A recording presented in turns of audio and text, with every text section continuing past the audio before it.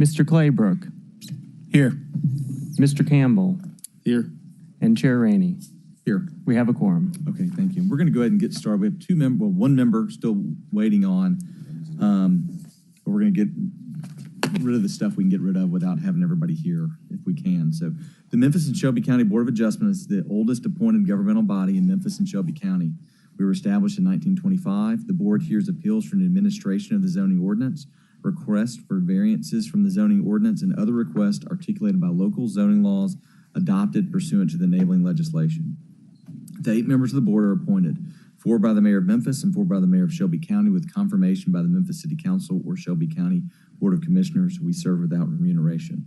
This time I'd like to swear in the staff. May remain seated. Do you swear to tell the truth, the whole truth, and nothing but the truth, so help you God? Okay. May I get a motion to approve the minutes from last month's meeting? So moved. Second. All right, moved and second. Is there any discussion? Hearing none. All those in favor signify by saying aye. Aye. Any opposed? None. So the motion passes. Mr. Secretary, if you could provide us a secretary's report, if we have one this month, and then explain the procedure for the meeting today. Yes, sir, Mr. Chairman. As for the Secretary's report, there are no announcements this afternoon. The procedure for this meeting will be as follows. I will introduce each case as listed on the agenda. Copies of the agenda can be found at the left front podium. For each case, the planner with the Division of the Planning and Development will give a presentation. At the conclusion of the staff presentation, the applicant will have 5 minutes to present his or her case. After the applicant's presentation, those speakers in support will have a total of 5 minutes, and then those speakers in opposition will have a total of 10 minutes, and then finally, the applicant will have 2 minutes to provide rebuttal. These times do not include time for questions from and answers to members of the board. The chairman may provide additional time provided both sides are given an equal amount of additional time. All parties who wish to provide testimony to the board will be sworn in by the chairman. If a member of the audience wishes to provide testimony in support of or in opposition to a particular case on today's agenda, he or she will need to fill out a speaker's cards for the record. Speaker's cards are available at the left front podium. Once filled out, speaker's cards can be submitted to any DPD staff member at the left front podium. We do not need speaker's cards from the applicant since their names are already part of the record. After all parties have been heard, the board will close the public hearing, make a motion, and then deliberate on the case. If the applicant or any speaker would like to be heard after the conclusion of the public hearing, or if a board member wishes to hear additional testimony from any party, a 2/3 vote is required to reopen the public hearing pursuant to the board's rules of procedure. Please note that once the public hearing is reopened, both the applicant and opposition will be allowed to provide additional testimony and or rebuttal. All motions by this board will be made in the affirmative. The private acts governing the board require the affirmative vote of at least 5 members to approve an application, regardless of the number of board members present. The board may also vote to hold an application for a period not to exceed 3 months with the consent of the applicant or 1 month without the consent of the applicant. All section numbers that we refer to come from the Memphis and Shelby Unified Development Code, or the UDC, which was adopted by the Memphis City Council and Shelby County Board of Commissioners in August of 2010 and became effective on January 1st, 2011. I will introduce the entire UDC and make it part of today's record, thus dispensing with the regarding of individual sections. The board is vested with the power to act on these cases before us today under the provisions of Chapter 9.22 of the UDC. Mr. Chairman, I submit that all cases have been filed in proper order, all applicants have been notified of this hearing, and all notice requirements have been fulfilled as required by the UDC. Thank you, Mr. Secretary. At this point, the board will establish the consent agenda. To establish the consent agenda, the Secretary will call out each eligible case. If any member of the audience, staff, or board member objects to the case being placed on the consent agenda, he or she should do so by a show of hands when the Secretary reads that case. Once the consent agenda is established, the board will vote on all cases placed on the consent agenda as a whole, will not hold individual public hearings on each case. Mr. Secretary, which items on our agenda are eligible to be placed on consent this month? First, I would just like to note that items 1, 2, and 4 have been withdrawn. Okay. Item number 7, BOA 2024-124 at 400 Fawn Lake Drive as a hold for 1 month. Item number 9, BOA 2025-8 at 169 Racine Street as approval with conditions. Item number 10, BOA 2025-9 at the northeast corner of Sycamore Road and East Holmes Road as approval. Did I say 10 or 9? Is it 11? 10, okay, sorry. As approval with conditions. Item number 11, BOA 2025-11 at 5776 Quince Road as approval with conditions. Item number 12, BOA 2025-12 at 6015 Primacy Parkway as approval with conditions. Item number 13, BOA 2025-13 as a hold for 1 month. Item number 14, BOA 2025-14 at 171 North Merton Street as approval with conditions. Item number 15, BOA 2025-15 at 3500 Westline Drive as approval with conditions. Item number 16, BOA 2025-16 at 3754 Park Avenue as a hold for 1 month. And item number 17, BOA 2025-17 at 4137 Yale Road as approval with conditions. Thank you. May I have a motion to approve the consent agenda as established by the secretary, which is item 7 as a hold, 9, 10, 11, 12 as approval with conditions, 13 as a hold, 14 and 15 approval with conditions, 16 as a hold, and 17 approval with conditions. So moved. Second. Okay, moved and second. I want to remind the board that by voting on the consent agenda, he or she affirms that he or she has read the staff report and is in full agreement with the conditions. Mr. Secretary, may I get a roll call, please? Ms. Skurlock, Yes. Mr. Love, Yes. Ms. Conrad, Yes. Mr. Claybrook, Yes. Mr. Campbell, Yes. Mr. Bruce, Yes. and Chair Rainey. Yes. Motion carries. All right, so if you're here for any of those cases we just called, you've either been approved with the conditions or held as requested, so y'all are free to leave. All right, do we think we need to wait on our last member for this first case? She was on her way. She had to park across the street. Okay, so we'll probably go ahead and, we can start, you think? Okay. Okay. All right, if you'll call our last member's on their way. They should be up here anytime they had to park a little further away. If we could call that first case. Item number 3, BOA 2024-132 at 816 North Willette Street. Okay. Is the applicant here? Yes. And we have opposition on this case, I understand? Okay.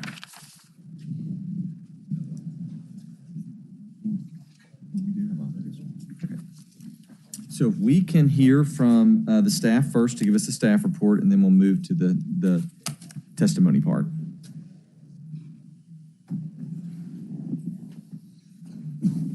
Good afternoon. I'm Chloe Christian with DPD. I'll be presenting this case, BOA 2024-0132. The applicant is here with us today, Eric Wren, represented by David Bray, who's also with us today. And the property is located at 816 North Willette. There are 2 separate requests to be considered in this case. So the first request is a use variance to allow a large home. And the second request is a variance to allow some side yard setback encroachments. Here is a location map of the property. It's located in the Midtown area in the Valentine Evergreen Historic District. It's currently zoned residential single-family 6. And it's surrounded by predominantly single-family uses, and there are a few multifamily uses in the area as well. This is an aerial of the subject property. Here is a site photo from Google Street View in 2019. You can see the encroaching carport in this photograph to the left-hand side. Here is a survey as well. So you can see the setback encroachments to the side yard, a very slight encroachment in that southern side yard setback. And then there is a 5-foot encroachment in the northern setback as well. And switching over to the use variance request part of the application, the property was converted into a large home with 4 units without the proper permits around 2019. And here are the floor plans of how the home is currently set up. So there are 2 2-bedroom units and 2 1-bedroom units, and a basement with a laundry and storage area. So the entire second floor is 1 unit, and then there's 3 units on the first floor. I would also pay attention to the unit 3 in green. It's a 1-bedroom unit that was converted from the carport itself, which is also the source of one of the enforcement citations for the property. Here are some photos from the enforcement cases. You can see that carport in the right-hand photo. So that is a living unit as well. Here's some more photos from the enforcement case.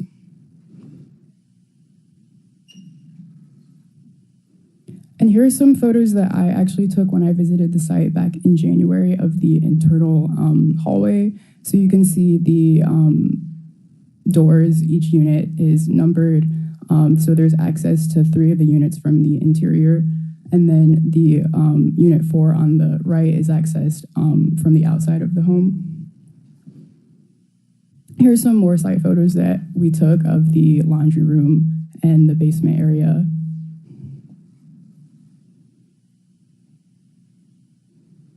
So in conclusion, the applicant did purchase the property in 2019 and began some renovations to the property without any permits. And so it has been in use as a quadplex since 2019. And there are currently 4 tenants, I believe, that are occupying the property with a 6-month lease. There are also 2 active enforcement cases on the property pertaining to the general conversion of the building to a multifamily property, and 1 separate case regarding the carport being converted into an apartment, which is a building department enforcement issue. So ultimately, staff, we recommend rejection of request number 1 for the use variance. The single-family zoning does not support the use of multifamily at this property, and the structure itself raises a few concerns for us, especially regarding parking and waste management. And so we're recommending rejection of that variance. However, the side setback encroachment variance, we recommend approval for. We don't find that that will have a major impact on the surrounding area. And one of those setbacks was original to the home when it was built in 1927. So ultimately, we recommend rejection of request 1, but if approved, there are some conditions that we've applied, and we recommend approval of request number 2. And I'm happy to answer any questions. Thank you. Are there any questions for staff at this time? Okay. Seeing none, if the applicant will come forward or be right there. Different setup. If you'll give your name and address for the record for me, Mr. Bray. David Bray with the Bray Firm, 2950 Stage Plaza North. Okay. And what can you add to this case for us? Mr. Ryan's here with me today, and I'm going to let him speak to most of it. Okay. Going back, though, a little bit. And before you pull up that, can you go back? Excuse me, real quick. I just want to make sure everybody remembers to turn on the mic. So, Mr. Bray, if you could. It is? The green light's on. Oh, are you sure? Now it's on. Okay, now it's on again. Okay. Is it picking it up? Sometimes it looks green. Just look for the light. But you probably were right, so I'm not saying you weren't. Maybe I wasn't close enough to it. Can you hear me now, Brett? Yes, thank you. Okay. I thought I talked loud enough anyway. Can you go back? I think it's like your 3rd slide with the just past the vicinity map. That one. Thank you. So before I get to that, going back to the issues of the side yard setback, apparently some of those date back 98 years. So I'm not sure how that happened.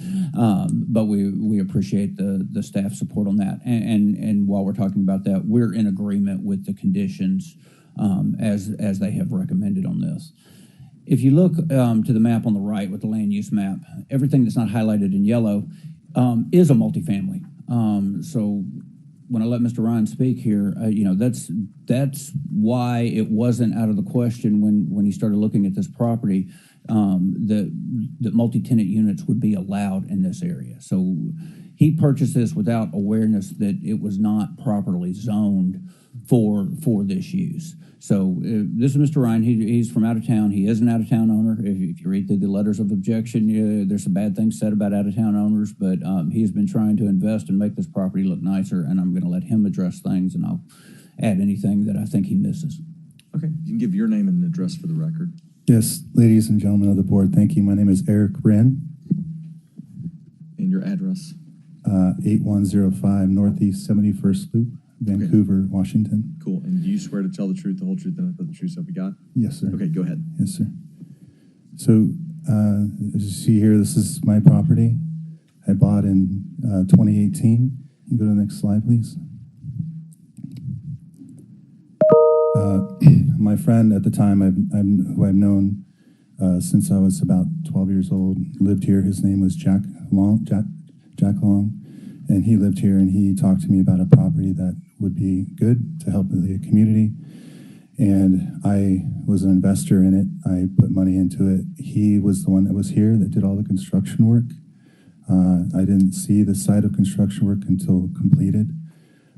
I bought the house for $47,500. I put another $105,000 into it to build it the way it is now, not knowing that he didn't do the proper permitting afterwards. He looked also, according to the chart I'll show you later, where there was multi-family homes all around, so I'm assuming he thought that it was fine. Again, I didn't know. I was just somebody that invested thinking I was doing something that I can help provide for my family later in the future.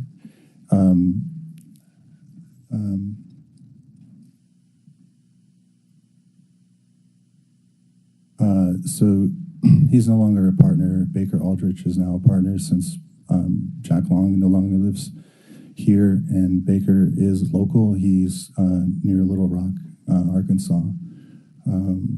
I do hire any local help in the house, so plumbing, pest control, landscaping, any general repairs that need, I hire locally.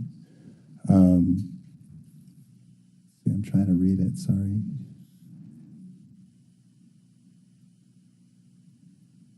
Thank you.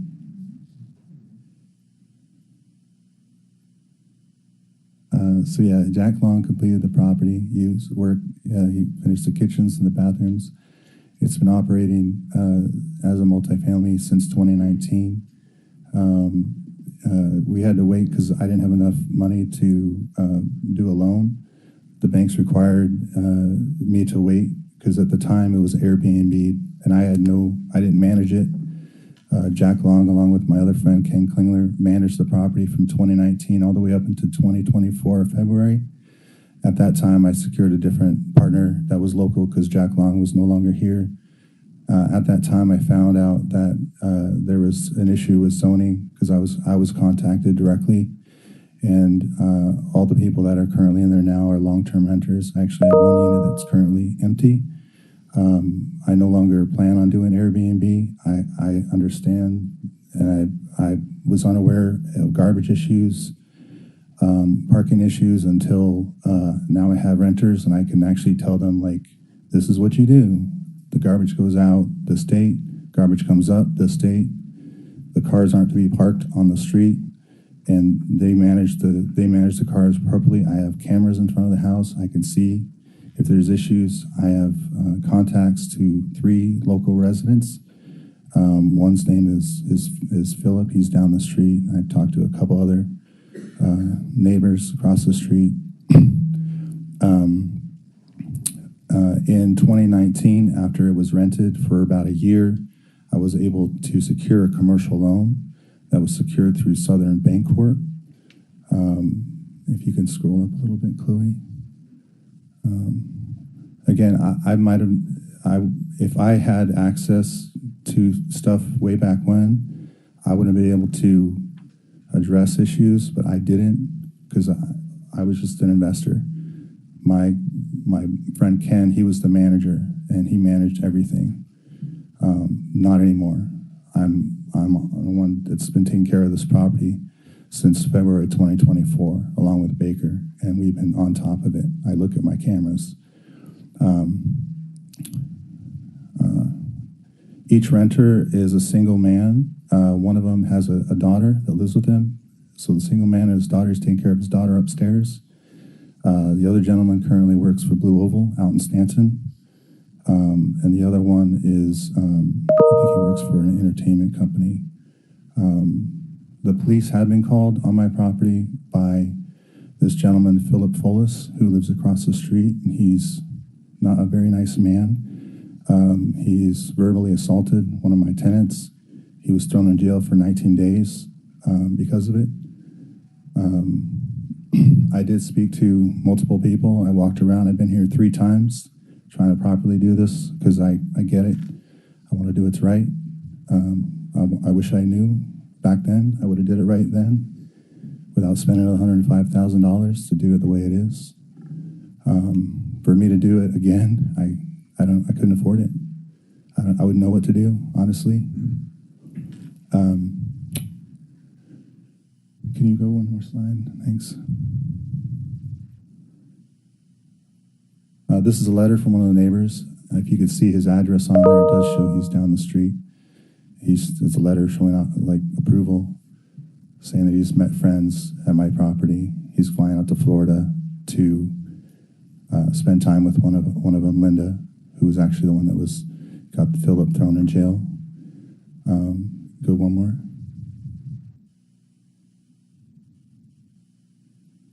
This is the gentleman across the street who called the cops on me, who's put junk in front of his house.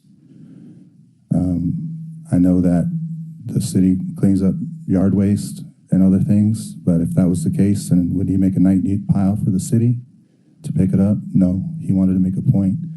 He verbally assaults my tenants. If you're angry, fine, but can you call me? I tried to contact him. He won't take my call. Try to meet his conditions, but he's an irate human being. Next slide.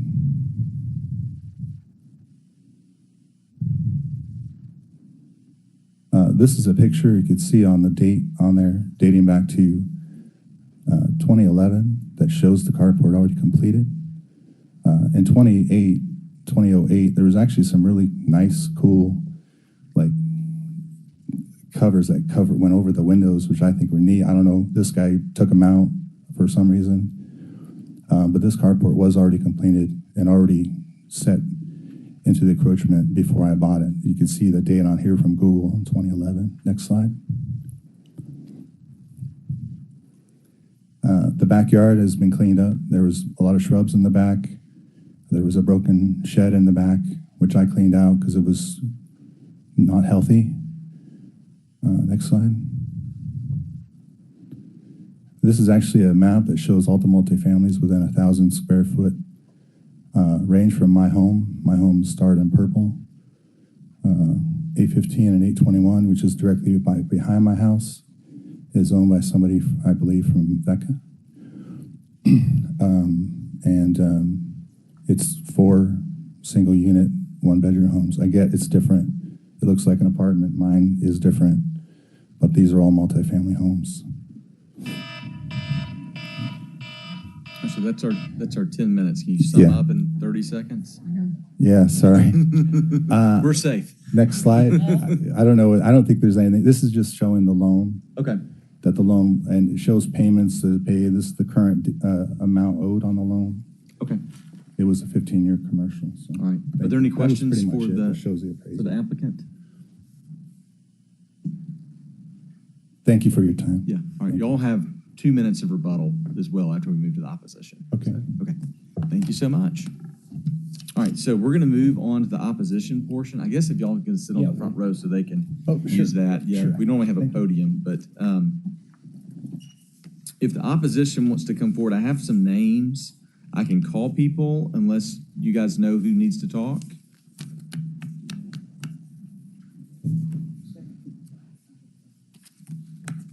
Okay, and if you'll give your name and address for the record, and we have 10 total minutes for y'all, so let me know if you want me to cut you off. Sometimes people are like, hey, give me 2 minutes. Yeah. You know, 10 minutes can, 2 minutes. 10 minutes can go very quickly. Okay, Yeah. and give your name and address for the record, please. Stephanie Walker, 786 North McNeil Street. Perfect. Two blocks over. Okay, do you swear to tell the truth, the whole truth, and nothing but the truth, so help you God? I do. Okay, go ahead, Ms. Walker. Yes, I wanted to comment. Of course, we've been here for this since January. We've been for years trying to get Mr. Ryan to work with code enforcement. 2019, when they came out, the first time we finally got code enforcement out to say that it was being used as a bed and breakfast.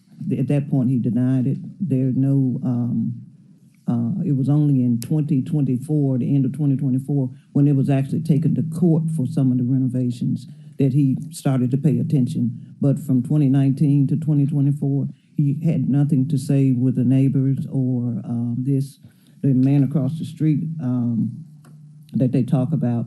But anyway, what I thought was interesting is Mr. Ryan had mentioned that the home had been boarded up for some years, which it has not. Some of the boards on the back of it had.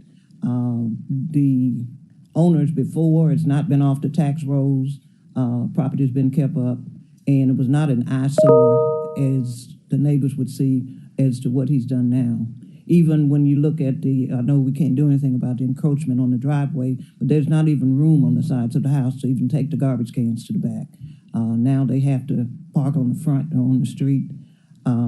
He's continued to have this case moved to the environmental court. Is the only way that we're getting his attention. At that point, he decided, I guess, to file this BOA to get permission, and they're still holding this case to see what you all would have to say to the use that he's decided to take on for this community. So he has not been, several of the letters of opposition had mentioned that the house was boarded up, same thing that he had said, and it's not been boarded up. We're just kind of taking issue to some of the statements that were said, but also the fact that he is not a good neighbor. With the violations that he's done, we've had to call code enforcement so many times. And it was only that just pushing them from 2019 to 2024 before we finally got some action on it. I'm going to yield my time. Okay, any questions for Ms. Walker? Okay, thank you very much. Ma'am, if you'll give your name and address for the record. Good afternoon. It's Karen Edwards. I live at 1887 South Rainbow Drive, Memphis 38107. All right, do you swear to tell you the truth, the whole truth, and nothing but the truth, so help you God? I do. Okay, go ahead, Ms. Edwards. Yes, just to make sure that we are on the same page here, just to make sure that you understand that this property has always been zoned single-family residence as noted and documented on the plat book B214, and it is an R6 zoning. Also, just to let you know that there's been multiple property transfers from 1976 to 2018 consistently being recorded, and each time it was a single-family home over a 40-year period, as reflected in the MLS and the Shelby County Assessor. So it's always been intended for a family and a single family, not multifamily quadplex. And just let you all know, Becca has a very active community association, and we did receive confirmation from at least 2 of the people that did send in, that indicated that they sent in letters of support, but they did not. And they did reach out to Chloe Christian, the staff planner, to let her know that was not the case. So just want to let you all be aware of that 2 of the letters received were not actually letters in support. We just say that granting this variance would reward the property owner blatant disregard for an established zoning regulations and the comprehensive planning efforts undertaken by the Becca community. It sets a dangerous precedence, encouraging similar violations in the future. Thank you. Okay, any questions for Ms. Edwards? No? Okay. Thank you, ma'am. Name and address for the record. Emily Bishop, 1973 Evelyn Avenue. Okay, do you swear to tell the truth, the whole truth, and nothing but the truth, so help you God? I do. Okay, go ahead, Ms. Bishop. I represent an organization called MidtownMemphis.org, And we work with all of the Midtown neighborhoods on issues through landmarks, a Board of Adjustment, Land Use Control Board, because it's very intimidating for residents to take days off from work, come up here, understand the process. And obviously the property owner is not aware that just because adjacent or behind properties might have a different zoning, that doesn't or shouldn't have a bearing unless it's given a variance, and that's why this is a dangerous precedent. The multifamily that was, a lot of the multifamily happened back when the zoning was different, and so they were grandfathered in, many of these properties, just to understand why there's multifamily around single-family established neighborhoods. Home ownership and single-family occupancy, we believe, keeps neighborhoods stable, and we want to encourage that. Want to repeat that we don't want to reward bad behavior. If you don't know what your business partner's doing and that they're not pulling permits, that's on you. That's, not on the neighbors to, be responsible for continually calling code enforcement, now you can go online yourself and find out if they've pulled a permit. Back in the day, you used to have to see the paper up in the window. So, things are changing, and citizens are having to constantly be the reporters of trash issues, parking issues. I don't think it's been mentioned, but there's a fire hydrant in front of this property. So that restricts the parking that in front of the actual residents. And when their tenants, whether it be Airbnb or long-term, or their guests, when they park in front of that fire hydrant, that's a safety issue for all the neighbors. Midtown Memphis, in order to make sure, I know that the neighbors within a radius were mailed letters, but we wanted to make sure that the people who lived on that street understood what was going on. So myself and another board member, we hand-delivered flyers door to door, giving our contact information and saying, let us know, do you support this? Do you have problems with it? And we got response, and this is one of the neighbors, William Singleton, who I found reconnected with. We went to high school together. He's a neighbor. And he's one of the residents who reached out and let me know that this has been a long-term problem, that the across the street neighbor, as you can imagine, he bears the brunt more so than the neighbors down the street of what's happening with this property. So, we want to make sure that, I don't know, did you sign up to talk? No. He did. I have a. Oh, you did? Okay, I have a great. I card yield for my Mr. time. Singleton. Yeah. How much time do we have left? They have 2 minutes and 20 seconds. 2:26. Okay. So if you'll give your name and address for My the record name is for us. William Singleton, 820 North Willett. Okay. And do you swear to tell the truth, the whole truth, and nothing but the truth, so help you God? I do. Okay, go ahead, Mr. I'm Singleton. on the north side of that property. And in 2019, I called code enforcement to file a complaint. So I was waiting to hear back from them. Never did. Never did. So, like they're saying, all this parking stuff and all that, it's been a hazard. So I'm being neighborly. I go over, look, try not to block the fire hydrant.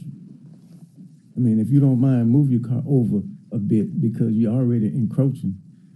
And when they open their door, they got to stand in my driveway when they park like that. And I got 2 kids living with me. So this is like a dire situation. I got kids living with me, too.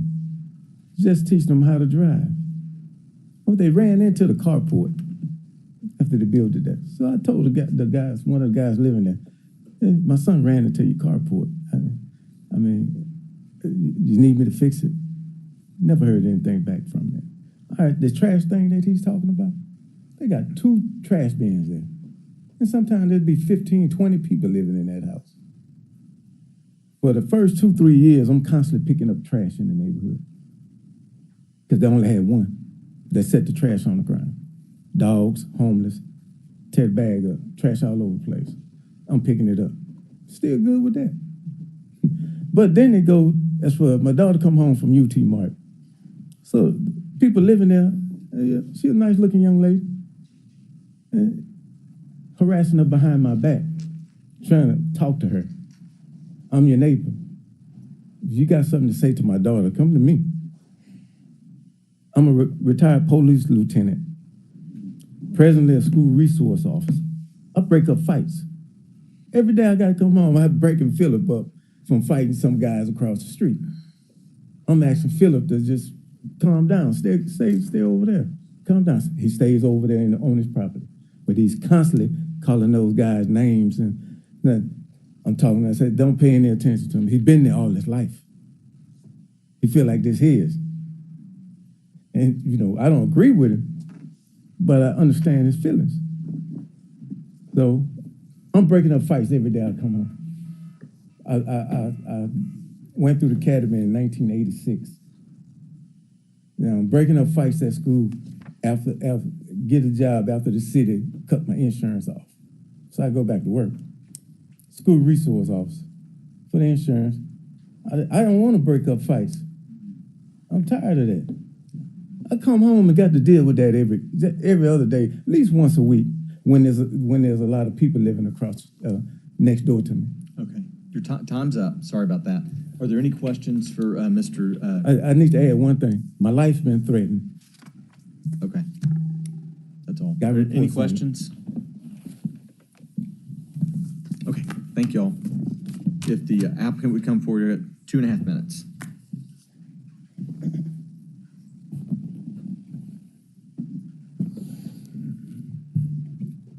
Thank you. Want to address a couple of things that brought up. There was some mention of citations going back to 2019. It's spelled out in the staff report done by the DPD staff. The citations were issued in 2024. We all know that there can be a lack of communication, but as soon as the owner here was aware of the citations, he started the process of taking action and trying to fix this. So this is not something that's been ongoing for 6 years and that we haven't addressed. It's when he became aware of the citations, he started this process. As far as there was mention of trash cans, there's room to get those to the back, and we'll direct the tenants to get those to the back without a problem. The days of this operating as an Airbnb, that's not the case. Everybody's under a long-term lease now. So anything else you want to address? So for the garbage cans, I can move the garbage cans to the back of the house. I'll instruct the renters to put them to the back of the house so they're not in front of the house. Again, the carport was built before I got there. It was already built the way it was. I showed images showing back from 2011. And for the gentleman that talked about multiple people living there, again, his statement was 2 to 3 years, for the last 2 to 3 years from the time it was converted. It's not the case anymore. They're all single men. My goal is to have no families living there, and just working men that are here part-time, long-time. And unfortunately, some of them are 20s, 30s, 40s, and you got a really mean individual across the street, and he yells at them. He calls them names. I could tell them, just ignore him. I'll take his advice, tell him to ignore him. I was unaware of any damage to a carport. If I give him my number, I think I tried to call him. I'll give my number. We can figure something out. I want to do what's right. That's really the goal here. I can't tear everything out. I don't know what I would do if that was the case. I don't know what I would do. But I want to do what's right. I wish I knew way back when I would have did it right. But I wasn't here. And I put my faith in somebody I've known for 30 plus years.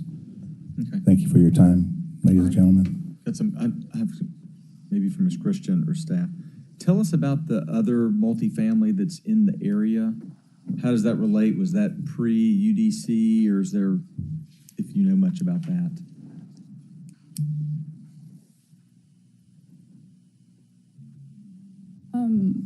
So I believe the existing multifamily, they're like grandfathered in or legal non-conforming uses that have been there before the zoning code was even created. Okay.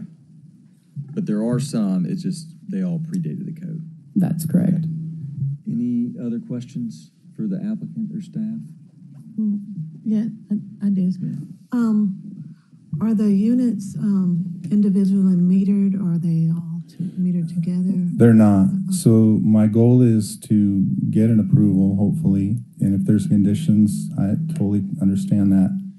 But my goal is to get an approval and go back to the bank and get a refinance, and to do everything properly, the proper permitting, the suggested information that you guys asked for, if it were approved.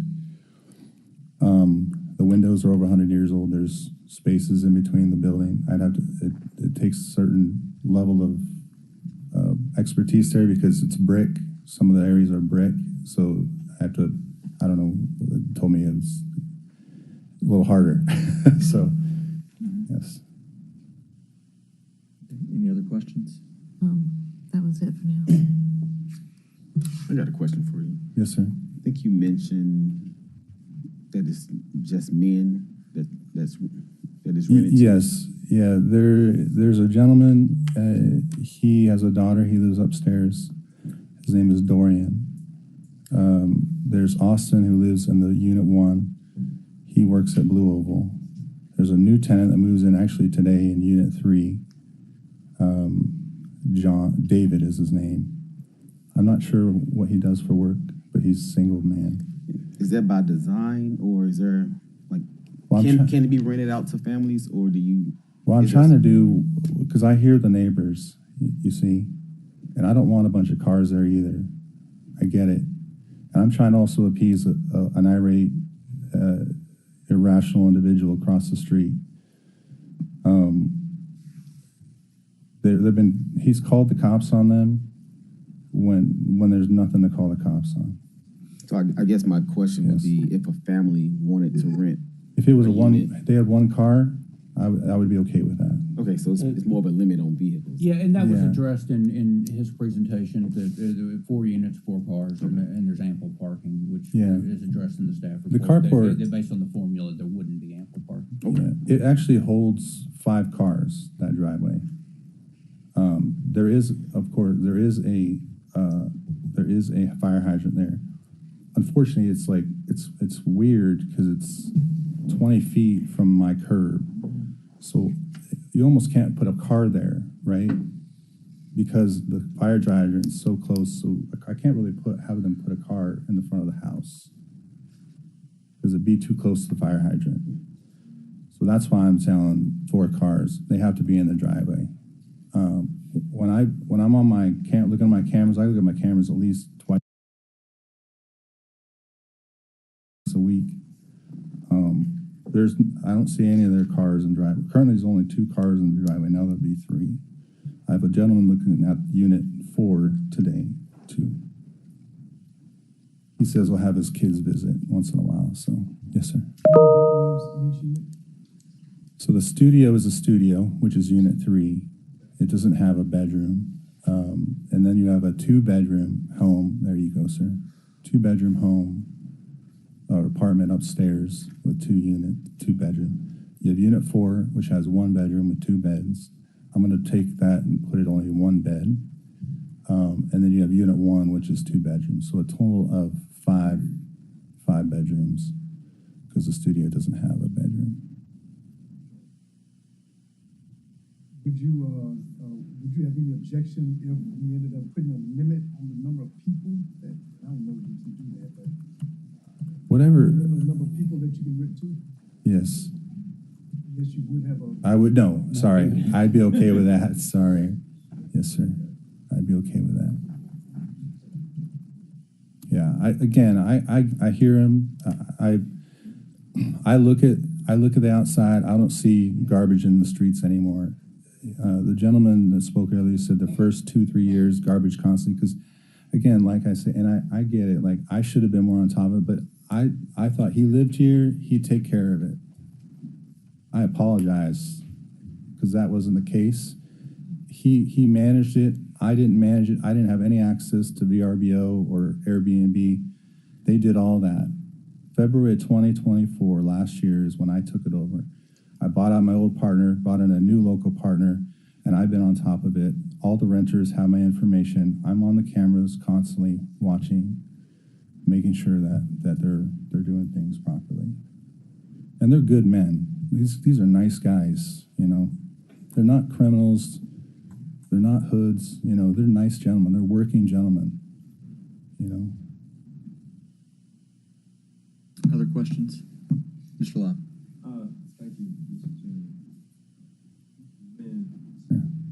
So can you kind of describe the process that you're working through now with construction code? Is there being work done on the property? It would be an undertaking, right? If the variance got approved, I would have to give them an option. If there's stuff being pulled apart and whatnot, I'd have to move them. I'd probably pay for housing, right? So my goal is to bring it up to permit code according to the city, what they want, according to the variance approval. And then there's a local bank I'm looking at having do the refinance. And they told me that they want to see what happens here before they do the approval. And to clarify, to some extent on that, we're in a holding pattern. Because Yeah. which way the work goes depends Yes, sir. on this board. Yes, sir. But the bank said if I get an approval on the variance, the appraisal will come out, finish the appraisal, then I can get a refinance, and then I can get the money that I need to do everything correctly according to code of what the city approves for the variance.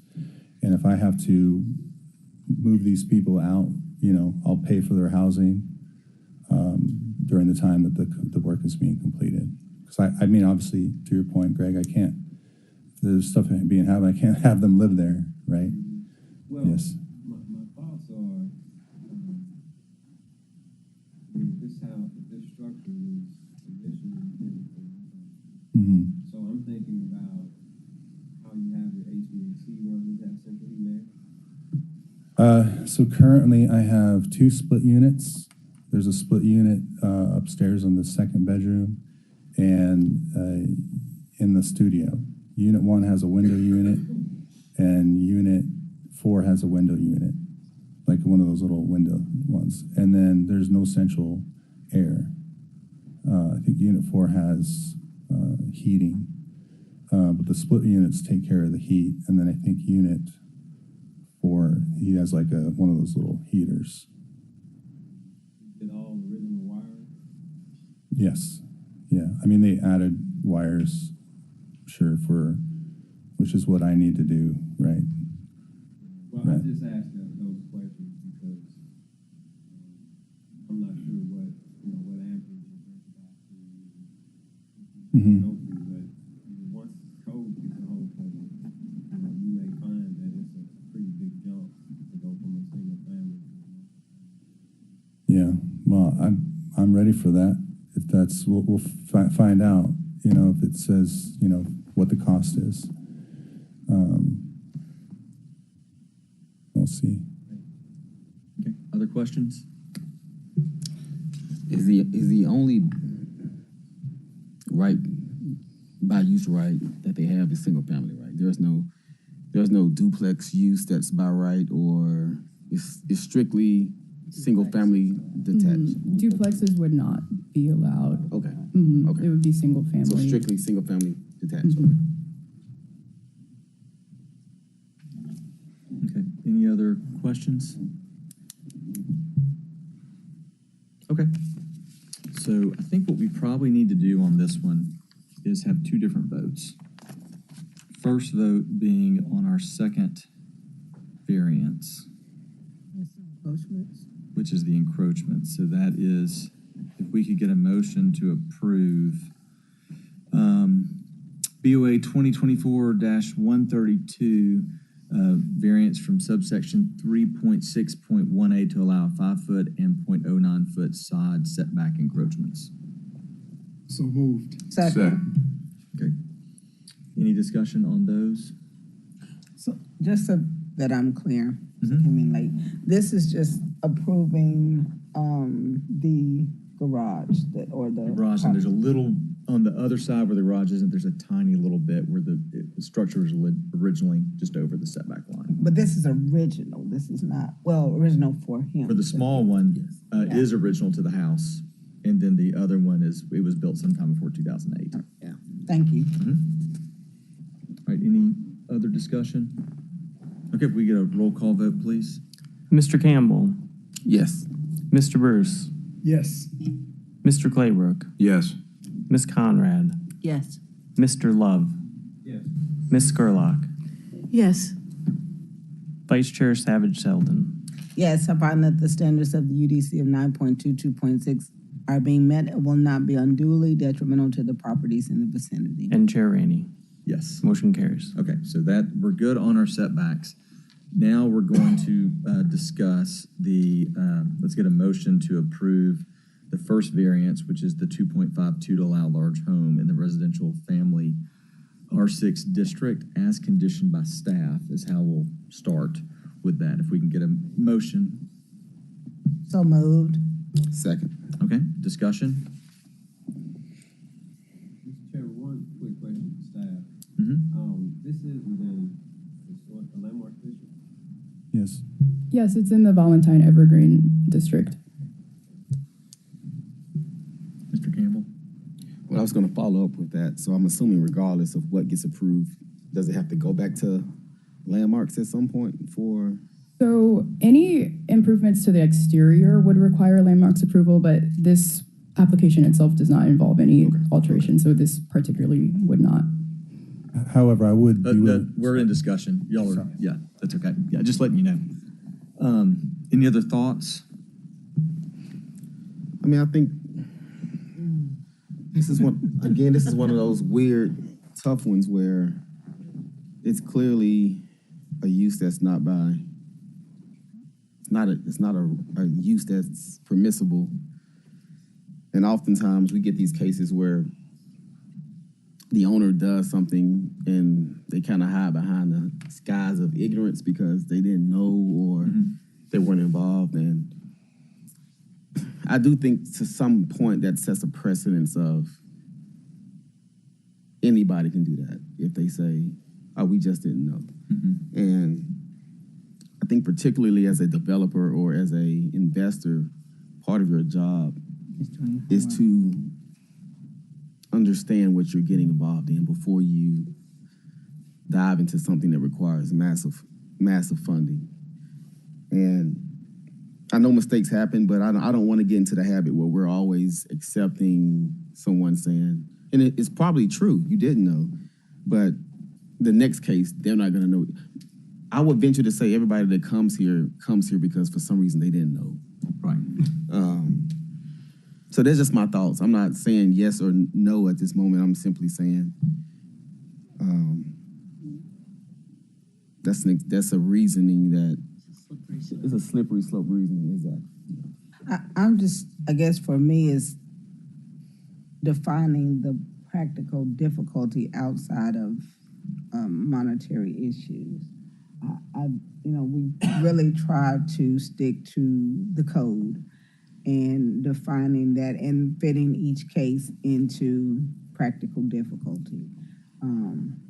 I.e. practical difficulty, setbacks, yeah, but, a large home, I don't know, because kind of cut it up ourselves and kind of one of those, ask for forgiveness, do what we want. So I'm just on the. Yeah, he seems to be attempting to act responsibly. Now they've been notified, but he could sell the house next week to someone who doesn't. We're always having to look at the property, not at the person when we do it, and it makes it hard to do. I don't know. One, I don't know if we can put any restriction on the number of cars there. And if we do, enforcing it's going to be tough. Even if there is on there, it just means the neighbors are constantly having to call and wondering, well, do they just have a friend over? It just, in a place that doesn't allow any multifamily anymore to have a 4-unit thing is big. And then this is the additional issue. Whatever decision we make is gonna affect people who are living in it right now. Yeah. So I think whatever we decide to do, we do need to have some level of sunset on it, maybe in line with something, just so if we vote against it, those renters are not unhoused immediately. So I think that's another thing to consider of what, it's whoever's renting this, it wasn't their fault that they rented a space that was. They have 6-month leases. Yeah. So That's not unreasonable. yeah. So that's it. I do have a question. Usually with legal non-conforming, doesn't it reset when it goes to a new owner, or how does that? It resets like when something, not with a new owner usually. For a year. If it's not used for a year, if it's destroyed, Yeah. you wouldn't necessarily build it back like that, but if it's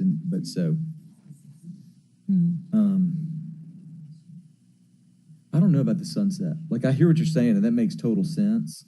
I think that there's also enforcement actions on this stuff, because we're not enforcing anything. Yeah. Right. We're just, so it's still in environmental court, and I'd almost rather them say when it has to stop and all that stuff like that, because I think they're already taking care of that. I don't know if we need to breathe into that, would be my thought. I do think one of the big issues was when it was Airbnb. So, like, with the short term, and with requiring that longer term rentals as an apartment would probably alleviate a lot of the issues you're having with Airbnb rentals. Just Maybe. thought that maybe, yeah, that's true. Yeah, yeah, neighbors. Yeah. All right, any other thoughts before we vote? Okay. If we're going to approve this, then this variance, then should we be looking at the conditions that would apply if it's approved, and add something about, because I don't think there's anything in there about prohibiting the Airbnb, requiring long-term rentals as opposed to short-term. Maybe we should put something in there about that. I hear you about trying to limit. I was thinking about trying to limit the number of people that could be in there or number of cars, but I hear you. That's something we probably don't want to get into. But should we look at the conditions and try to restrict any problems they may cause for the neighbors? If you have any that you would like to add, I would be all for them. I plan to vote against it. Not voted yet, but I plan to. So that's why I didn't think about any more conditions. Yeah. But I totally, that's a valid argument there.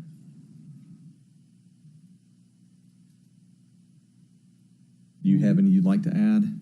Yeah. We just talked about a limit on or a requirement that the tenants that there be long-term tenants or no temporary nesters on the property. I think we'd say all rentals should be on a minimum of 1 month basis. That kind of aligns. That aligns with the code's definition, our UDC. That still seems short. How about 6 months? Of course, it's suggested down here. All rentals should be at least 6 months in duration. Okay. Lease terms. Is there any objection to that being added to our motion? Objection. No objection. Okay. Go ahead. Anything else? So I know you brought up residents and cars, but rather than those, you could limit the number of dwelling units. Okay, so another one that says no more than 4 dwelling units.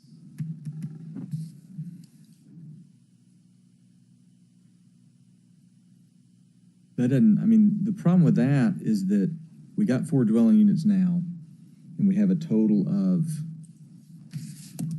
8 bedrooms or something. Well, you got a 1, a 2, 2, a 2, and a studio. So I'm counting 7 bedrooms. Well, dwelling, I thought, when we say dwelling units, I thought we were talking about apartments. Well, there's 4 apartments and then but there's 7 bedrooms.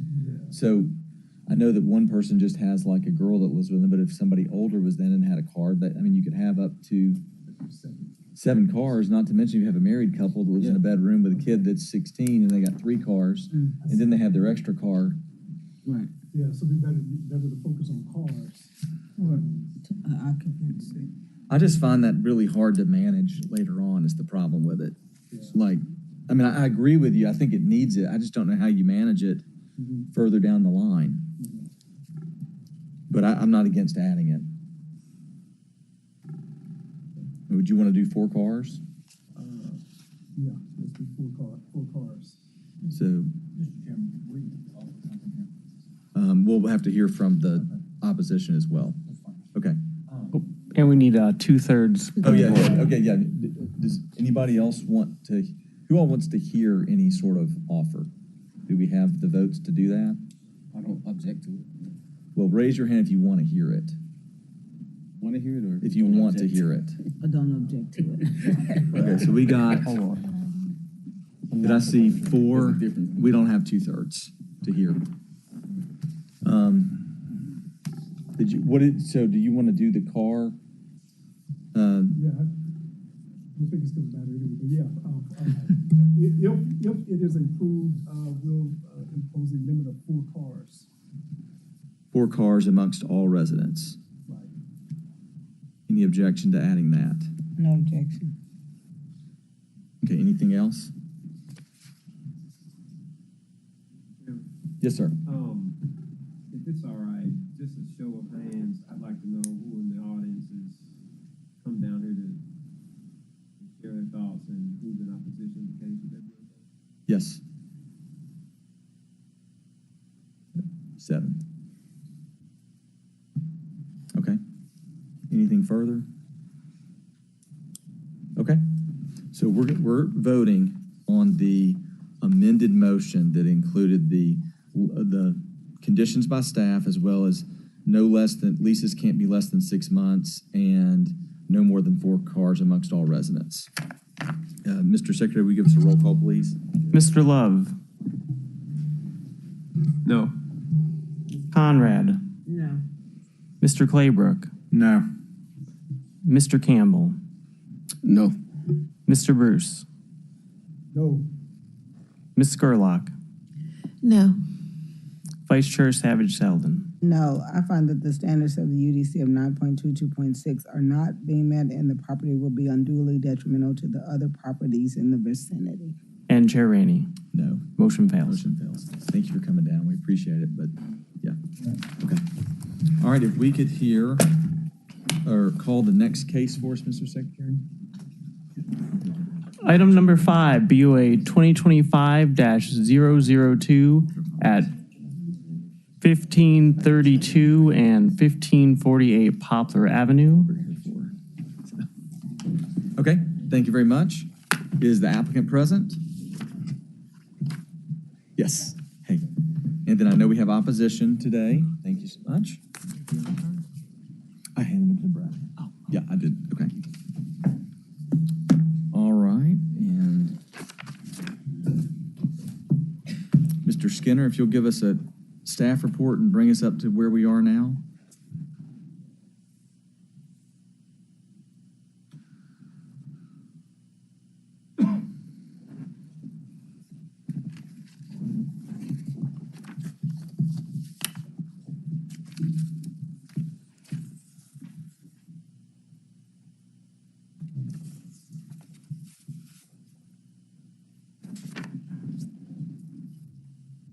Okay, hello. Lucas Skinner with DPD. Case before you is BOA 2025-2. Applicants, Friends for All. Diane Duke is here, represented by Cindy Reeves with SR Consulting. Location is 1532, 1548 Poplar Avenue. The request is a use variance to allow various philanthropic, social service, medical, educational, and office uses, which we will get into in the presentation. So for some background, background on location. This is, again, Poplar Avenue in the Evergreen District. Vicinity map shows we sent just shy of 200 notices back in January. The zoning map and land use map, we are in RU3 zoning and within the Evergreen Historic District, along with the Midtown overlay. Predominant land uses are single family as well as multifamily, and then some commercial to the southeast of the property. Here's an aerial of the site showing most of the most recent alterations that have been done. A few site photos, again, showing these are somewhat recent, so most of the alterations that have previously been approved are shown here. We'll get into a little bit of the history in just a second, but this is the site plan that was approved in the 2017 case by the Board of Adjustment. Then more recently, just to grab to show a more recent site plan, this was from the COA approved by the Landmarks Commission. So to get into the analysis in this case, Friends for All submitted these 2 pages of a list of programs of uses that they do at their site. So with this, what we did is we categorized as much as we could into the UDC definitions as close as we could for each of the programs that they have. So what this slide is showing is a color representation showing we basically got them into 3 categories: a general office, medical being clinic, office, or the pharmacy use, but in a medical category, and then a broad sort of social service institution, mainly being a neighborhood resource center, which I'll get into. So to bring the board members who weren't here in 2022 up to speed, a little bit of where this is all heading. In 2022, DPD issued a zoning letter to Friends for All, basically stating that we believe that their site was covered under previous variances for the site. This was challenged in an appeal, 2 appeal cases, 2022-82 and 2022-83, that went before this body and were not upheld by the board. The appeals were then challenged to Chancery Court, which Chancery Court agreed with the Board of Adjustment. After that, they were challenged to the Tennessee Court of Appeals, which overturned the previous decisions. So that is where we are now sort of coming back to this issue in front of you. So this variance is essentially to legitimize uses, current and future, for Friends for All. A brief timeline to get to kind of up to the zoning letter that was filed. In the 50s and 60s, the building was mainly occupied by Baptist Brotherhood Commission, who filed several variances, essentially getting the building to look like what it did up until Friends for All took over. In 2017, an LLC 1548 Poplar did file a use variance to allow office uses and indoor mini storage, which went before this body. Eventually, staff struck the indoor mini storage and was only left with the office use component, which was also approved. So in conclusion, DPD feels all the variances that have been before this remain in effect. Again, we issued the zoning letter, which we identified Friends for All broadly as a philanthropic institution. Granted, yes, they have many secondary additional principal uses that fall under other categories, but broadly, we see them as a philanthropic institution. So again, that label was overturned eventually by the Tennessee Court of Appeals, so now we're back for this use variance. As seen above in the previous uses, again, we feel that the uses are broken down mainly into 3 accessory use categories, being office, social service institution, and medical, per the use table in 2.5.2. Again, we do feel that broadly they're a philanthropic institution, which is defined as an organization distributing or supported by funds set aside for humanitarian purposes. We feel the site does provide some unusual characteristics in being about 2 acres in size when you combine the two parcels together, along with the pre-existing building of more than 50,000 square feet that was built in the 50s. This size of a lot is larger than most of the surrounding lots, as they're predominantly residential. There are only a few other commercial and large multifamily sites that are roughly this size. We do feel that the use variance approval is warranted given the exceptional size of the lot and the history with the existing office building. And we do feel that the granting of this variance is not in substantial detriment to public good and all of that. So with that, our recommendation is approval with conditions, and we have 6 conditions, which were sort of crafted out of what was submitted to us by the applicant in tandem with the Evergreen Board. I'm happy to go into these in more specifics, but very broadly, condition 1 is just that a philanthropic institution is allowed with very specific secondary uses along with it. Condition 2 is that several uses not being allowed. Condition 3 is hours of operation. 4, a final site plan and landscape plan shall be submitted for administrative review and approval. 5 is a signage condition. There is some signage that was approved in the COA that is not on the building. So we just wanted to address that or any other signage that may come along in the future. And 6 is the standard condition. With that being said, this slide is just to show the conditions that were presented to us from the Evergreen Board. So again, some of the language is different. They are somewhat similar. But again, we've 6 conditions along with how they did. So with that, I'm available for any questions. Okay. Are there any questions of staff? Okay. And just to remind me, I know you said this, we've never approved this board, at least, we've never approved a variance recently. There were old variances with the Brotherhood. And then all we heard before was on the zoning letter. Correct, was the appeal of the zoning appeal letter. Okay. Correct. All right, very good. Any other questions? Okay, we'll move to our applicant. And we have 3 people in support. So the way our rules listed, you get 5 minutes and support gets 5 minutes, but they can cede time to you. We'll probably stop you 5 minutes in to talk about that. Cindy Reeves, that's our consulting, 5909 Chevy Oaks Drive, Suite 200. We would like to reserve all of our time for rebuttal, please. We are in agreement with staff. Okay. All right. Okay.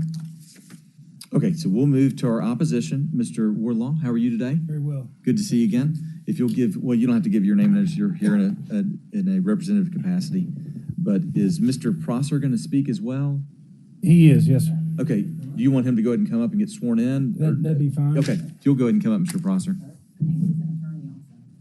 But he's speaking on his behalf where Lou is representing him. So, Mr. Prosser, if you will state your name and address for the record for us real quick. Neil Prosser, 206 Stonewall. That's good. And then do you swear to tell the truth, the whole truth, and nothing but the truth, self you got? Okay, go ahead. All right, go ahead, Mr. Wardlaw. Thank you, Chairman Ramey. As you've seen reflected in the staff report and the letter of opposition that more fully sets out our total position, I represent Neil and Sarah Prosser, who live at 206 Stonewall, adjacent to the Friends for All property. Neil Prosser's just been sworn in. Sarah Prosser sits behind me along with Denise Parker, who's also an immediate neighbor. As staff pointed out, this property is zoned residential urban RU3, and there are no legal non-conforming uses on the property. The only issues before you today are the validity of the variance request itself, which I'm going to address, and what legal uses could be even reasonably conducted on the property, which Mr. Prosser will more fully address. Under the prior variances from the 1950s, 1960s, and 2017, FFA is already allowed to use the property for office uses.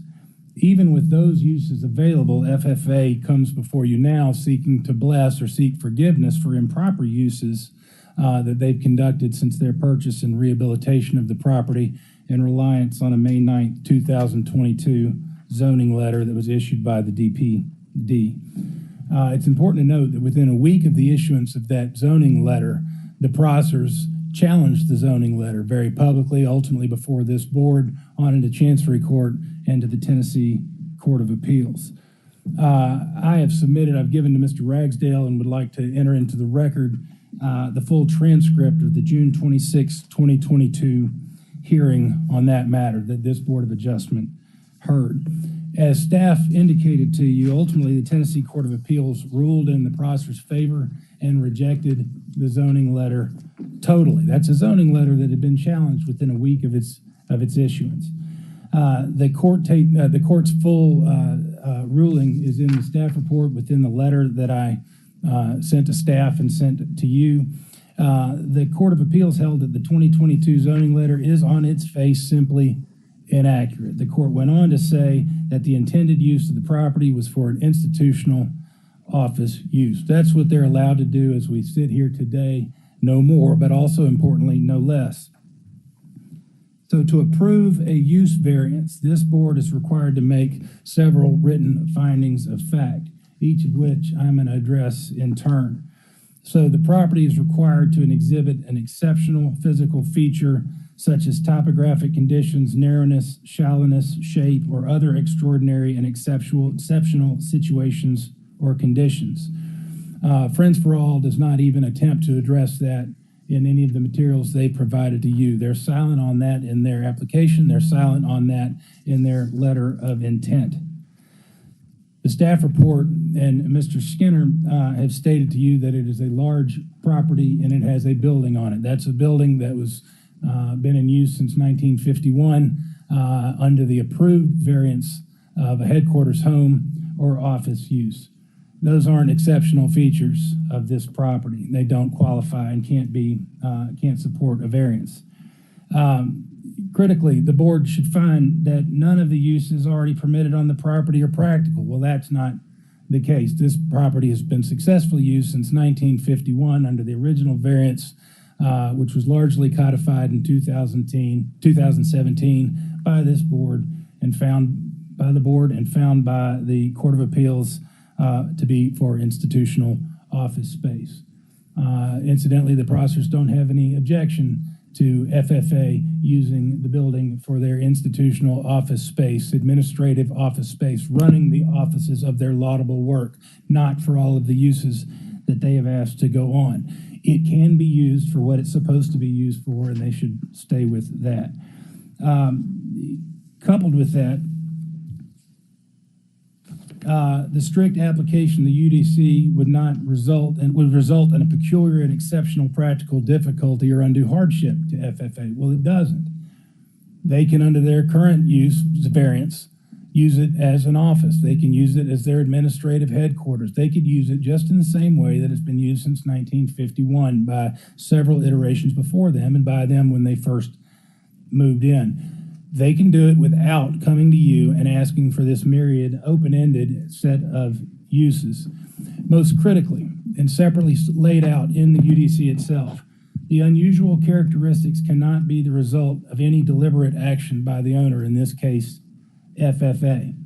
Now, FFA does address that in their application of their letter of intent.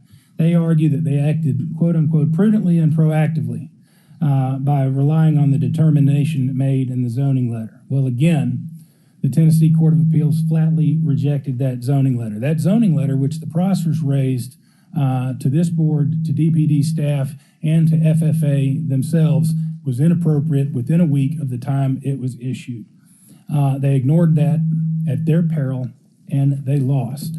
That is a detrimental action that has been completely and solely caused by them. Any amount of money that they put into this property cannot be considered a basis for a variance because it was deliberate actions taken by the owner in the face of strong and credible and in the end found to be legally correct opposition. Without more, this variance has to be rejected as a matter of law. Without more, it must remain offices as it's been approved by use variance since 1951. I have passed to Mr. Ragsdale a set of conditions that the Prossers have proposed.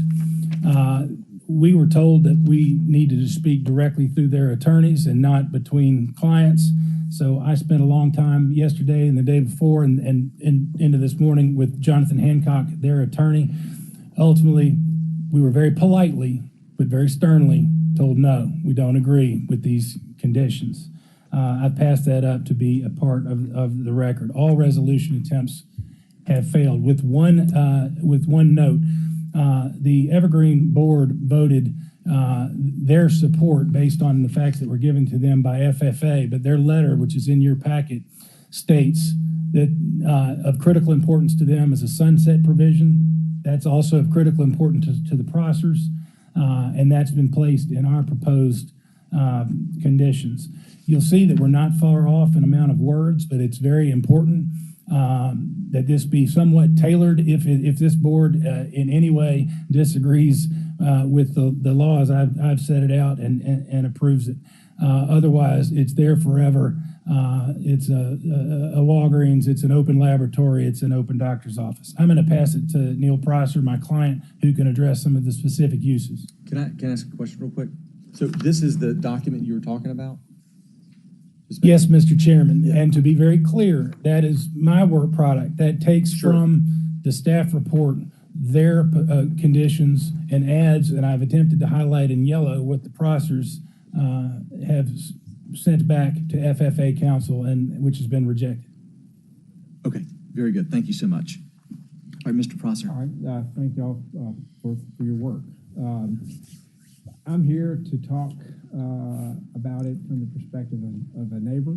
We live directly across the street from the facility, and we are fine with FFA being there, running their offices there, and we've even, in our proposal to FFA, we're fine with them being considered a philanthropic institution under the civic use category and doing the various things that are allowed of such an organization. Where we have a problem is the desire by FFA to do far more and become truly a social service institution there in our neighborhood, right behind our house, right next to a city park, where the things that we were trying to get. Look, I asked the board to look at 2E, medical clinic office, medical clinic / office / treatment. We were fine with them having those kinds of uses as a compromise, but what we didn't want was we wanted the treatment not to become a social service institution where the treatment was directed toward those with psychiatric conditions or suffering from drug or alcohol abuse. That's not what we need in the neighborhood. That's not what we need next to a city park with a playground. That was, the FFA was unwilling to do that. I mean, we're willing to look the other way on an ordinance that in our view, or a variance in our view that isn't warranted by the law, but we were willing to compromise, but they were not willing to give that up, which is essential to being a neighbor in this area. The other thing that we were unable to reach any agreement on was the food distribution, 2F. FFA wants a food pantry. The staff described the food pantry as limited to the distribution of monthly food bags. We said, let's not only say food pantry, but let's define it the way the staff defined it. Answer, no. We then addressed the food preparation, which was just totally open-ended. No limitation on what that means. We don't want to have a soup kitchen or just a place for people to walk up and You go ahead and finish your thought, please. Yeah. Just so people can walk up and then loiter around the neighborhood. We tried to define it in a way that would meet their needs. Meals for staff, teaching kitchen, and meals for patients on site for appointments during normal weekday business hours. That was rejected. So, and then the sunset, they're willing to do that. And we encourage the board to impose a sunset. FFA has told me at least that they're okay with it. They've told the neighborhood they're okay with it. The neighborhood agreed with their these various conditions, with that being a very important component of it. So I appreciate your work here, and I think that everybody can go forth and do their thing, but let's not do it in a way that's unduly harmful to the neighborhood when they're coming into the neighborhood to do this, not us coming to them. So again, I'm happy to answer any questions that you might have. Are there any questions for the opposition? One thing just I know we'll have to play with if we went with it, the number 5, that sunset, we can't do a sunset like that. Like it can't be linked to FFA.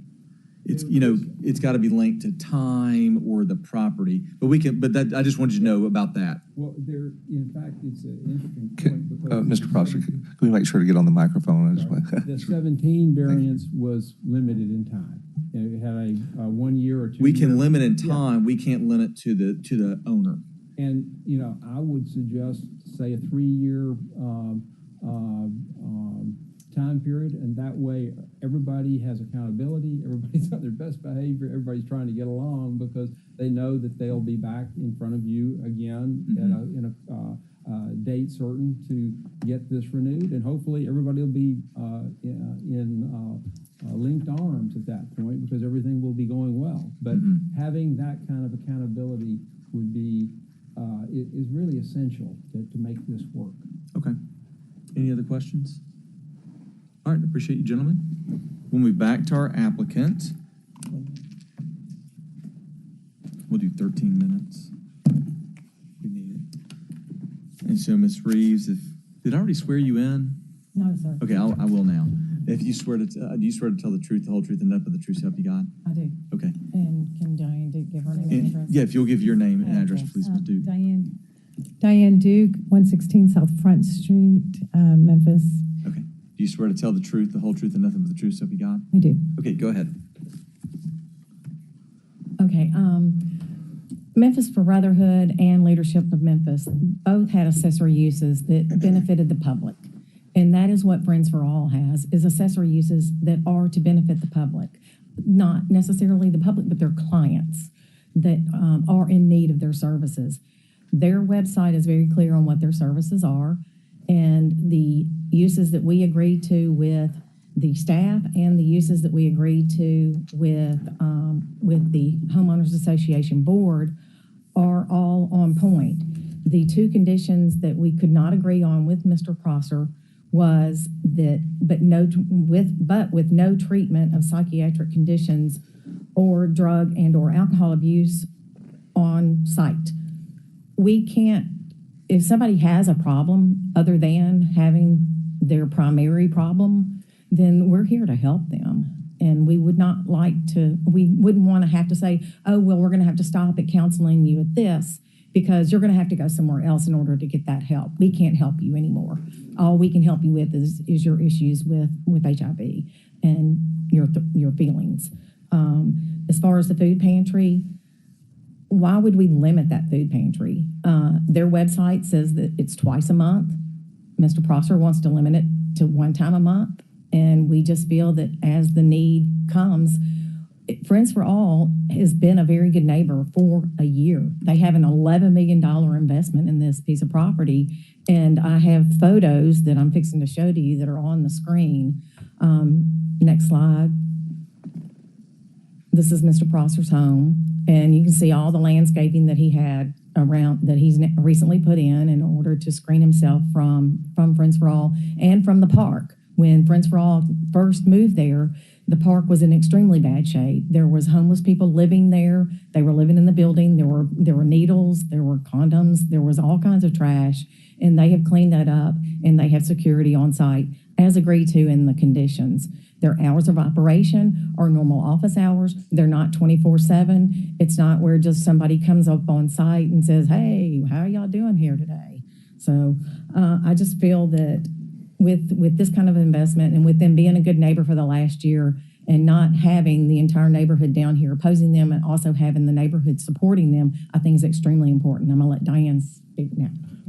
I probably took too much time. Thank you for allowing me to speak. And sitting through that previous experience, so I have so much respect for you guys. It's not an easy thing to do, but what was different for us than what happened in the previous person, we did follow the rules. We did check to make sure that the zoning was correct by that. And we did go to the Board of Adjustments when there was questions about the letter. And then Mr. Prosser sued the county. And Mr. Prosser's an attorney, and to a hammer, everything's a nail. So lawsuits are a good way to go about it. So we had to get an attorney as a nonprofit organization and go alongside with the county. And that first lawsuit was victorious for our side. The second one was not, and it wasn't on, they weren't deciding on the zoning, they were deciding on the whole process that happened with the zoning letter. So that's why we're here today, is because we want to go ahead and get our zoning and be able to move forward and have it be done. We are good neighbors. It's important to us, and that's why we worked with the Homeowners Association, and we sat down and we said, what are the conditions? And so we walked through that, and we've got the conditions. We came to an agreement, and that's why you got the letter. Part of that was a sunset agreement. We agreed to that, and we agreed to that with Mr. Prosser, that, you can't have more than one food bag a month. I mean, he's dictating our business practices for a nonprofit. When we can have more than one food bag, why would we not want to give that to somebody who's hungry? What I can tell you is, I know a lot of times you drive down Poplar or Union, you see a lot of these food pantries where you have the cars lined up. That's not how it is. We deliver our food bags to a lot of our clients. We also have parking lots, as you saw the big parking structure in the back where they come up, they bring their car to the back. We put them bags. If they get bags within the facility, we take them right down to the bus stop, so we don't have people lingering outside. We have security guard who makes sure if anybody's outside, they come inside. We don't have people loitering on that. The park, when we moved in there were housing encampments. There were hypodermic needles everywhere. Somebody when one of my staff members went up, had pulled a knife on one of my staff members. So this is no longer a vacant building. And as you can see, it's a beautiful building, and with security guards. And we provide a lot of services to the community, but we also make sure that we're good neighbors. The neighborhood association wanted to put an arboretum in there, but they had no water, so we put a spigot in our building so they could use the water in our building. They store their materials on site. Before we moved in, my facilities person was clearing out 6 to 10 shopping carts a week to get them out of the building. So we've been a really good neighbor, and we want to be a good neighbor. Anytime we get complaints, we make sure that we get them right away, but we have had very, very few. Let's see. As I said, we have security. The building's ADA compliant. We got the Memphis Business Journal's Renovation of the Year for 2023. So, I would argue that we've increased the property value of folks in the neighborhood, and we have been good neighbors, and we have the support of the Neighborhood Association. Thank you. Okay, are there any questions from Ms. Duke? We have a couple more speakers. Okay, yeah, that's fine. I do have a question. And you may have answered this before, just want to refresh my memory regarding your clients. How are they screened, or are they even screened? So there's a number of ways that people come to our building. So if somebody is found out to be HIV positive, we have a whole series of programs that we can provide for them. And they are often referred to us. Sometimes people just walk in the door, come in and get tested. We also see people who are HIV negative. In Memphis, and what we learned about HIV and other community illnesses is it's the broader thing: poverty, homelessness, food insecurity, housing insecurity, lack of education and medical care. So we really take a look at helping the whole person. So we have a resource and education center where people can come and use their computers. We have a dance studio where people can come and exercise. We really look at the wellness of the whole person. We have a community room that we've loaned out to some other nonprofits that they come in and have their meetings there. before we were moved into this building, we were able to borrow space from other nonprofits, and we're paying it forward. So the health department's come in and done some meetings and things there, and some other nonprofits. I guess for lack of, what I'm trying to get to is you have clients that are screening, then you do allow walk-ins, right? We have people who walk into the door, yes. And then for the food pantry, is that the same? Do you give food to your clients, or is that just walk up? It's clients, and people have to, we do have some smaller bags that are homeless bags that we can give to people if they come in. And we do hygiene bags as well. On the food pantry, you said right now the website says twice a month. Is that like 2 Saturdays a month? Or No, like no, it's someone every is day. allowed to get it Yeah. up to twice a month? Okay. That's the most, typically it's just one series. We don't have funding right now for 2 bags, but the bags are big, huge bags. So it's a month's worth of supplies is what we try to give folks. Fresh vegetables, fresh meats, canned goods, hygiene goods. And so people come in and get their food pantry bags, but if they can't come in, we have delivery that we deliver it to their homes. And so we never have lines. We have just people coming into the building to get their food pantry bags. Okay. Other questions before we move to other support? Okay. If the support wants to come forward, I have a David and an Elza. Okay. If y'all will give your name and addresses for the record. David Kloss, 1404 Elijah Street, West Memphis, Arkansas. Okay, and if you want to go ahead and do yours too, Seth.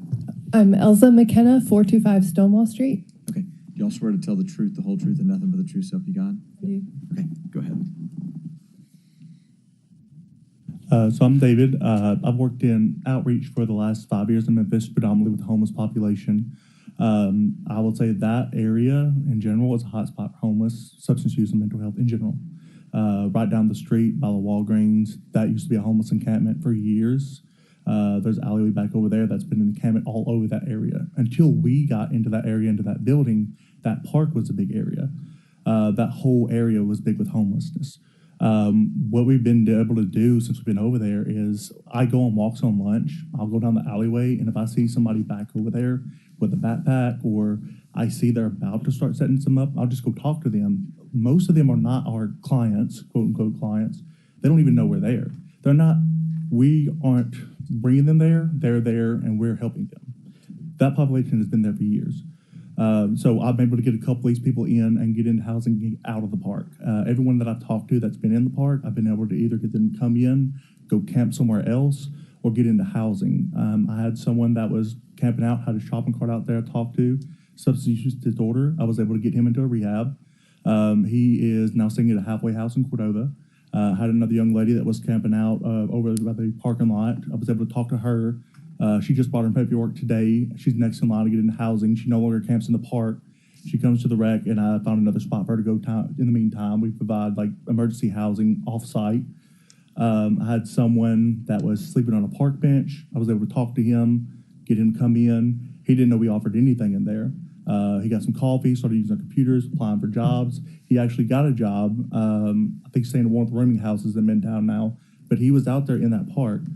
These are people that are not coming here because we're here, we're finding them. This is the hot spot in that area, the whole Midtown area is. What we're seeing, 2023 was the highest year on record for homelessness in Memphis. After the COVID fundings ended and all this rental assistance stuff ended, homeless population skyrocketed and no assistance was there. So now we're able to capture these people, get them into housing. And I think that maybe what he may be seeing is just the increase in homelessness in general. It's all over the city. Anywhere you go, you'll see it. So we're doing the work to try to get them out of that park. I go on a walk every day or every other day to try to make sure there's nobody out there tearing up the place, leaving trash. If I see one of our clients out there, I go grab them, hey, come inside. Let's find somewhere else for you to hang out. But that's not who I really see out there. It's people that got busted up from a camp down the street and they're looking for somewhere else to stay. They're headed to Overton Park and they see that park. That's not a good spot to stay. It's a terrible park to stay in if you're homeless. It's very exposed. So no one wants to be out there. If you can give them an alternative and someone just talks to them like a human being, they'll be more than happy to hear what you say and move out of that area. And that's what we got to do is see these people like people. They're in a bad situation and we just got to try to offer a helping hand to get them out of it. And they will take it. I've had multiple do. We'll take it. Okay.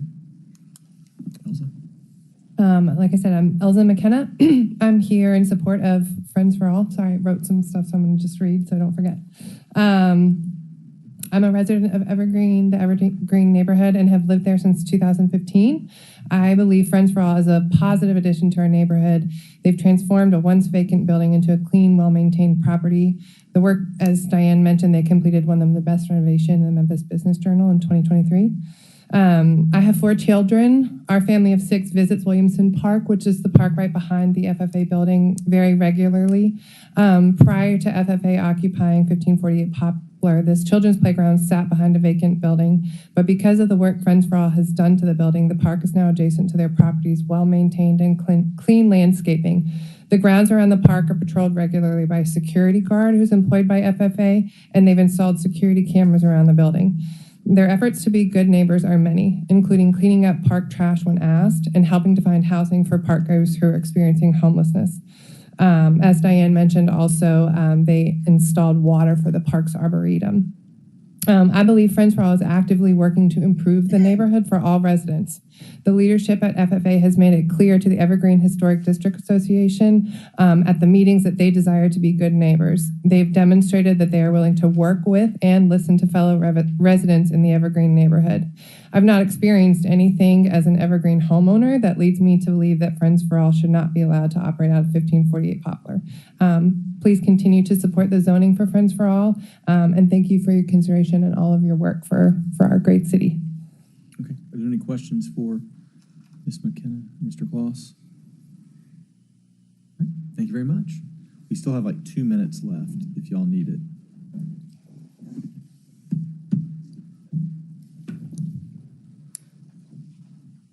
We actually worked with Mr. Prosser up until yesterday morning or yesterday midday. And that was whenever our attorney said that I had done everything that I could do and that it needed to be between the attorneys.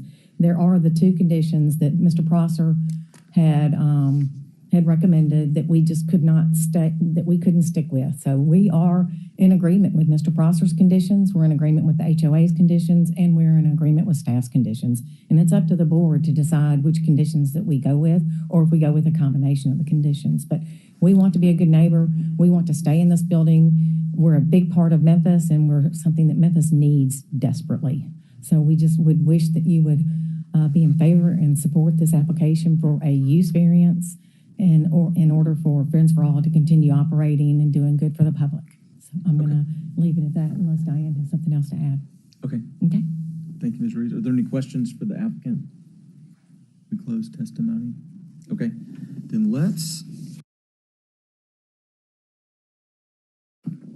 get a motion.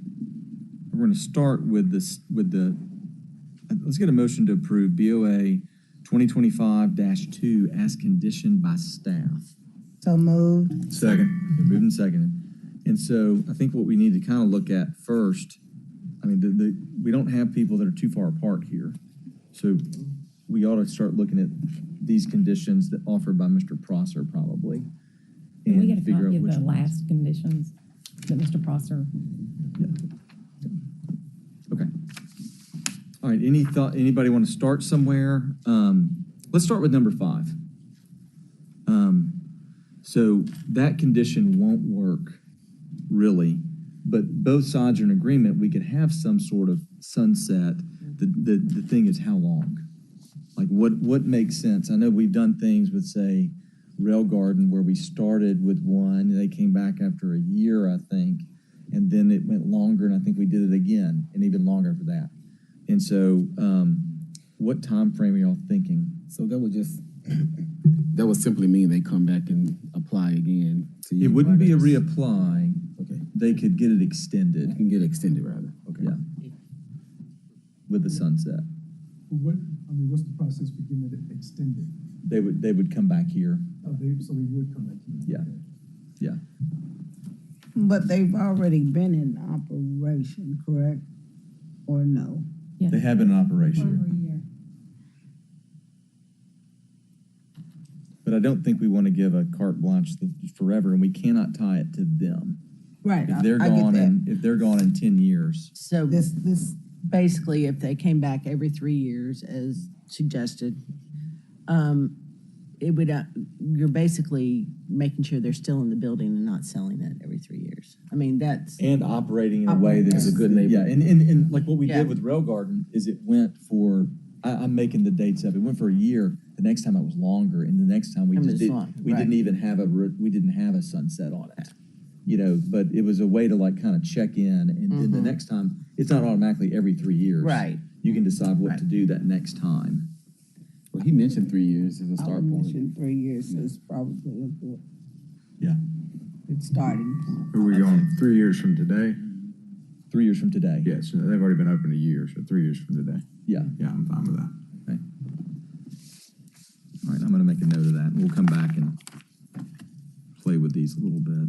And that would be, We're just talking, Major sorry, yeah.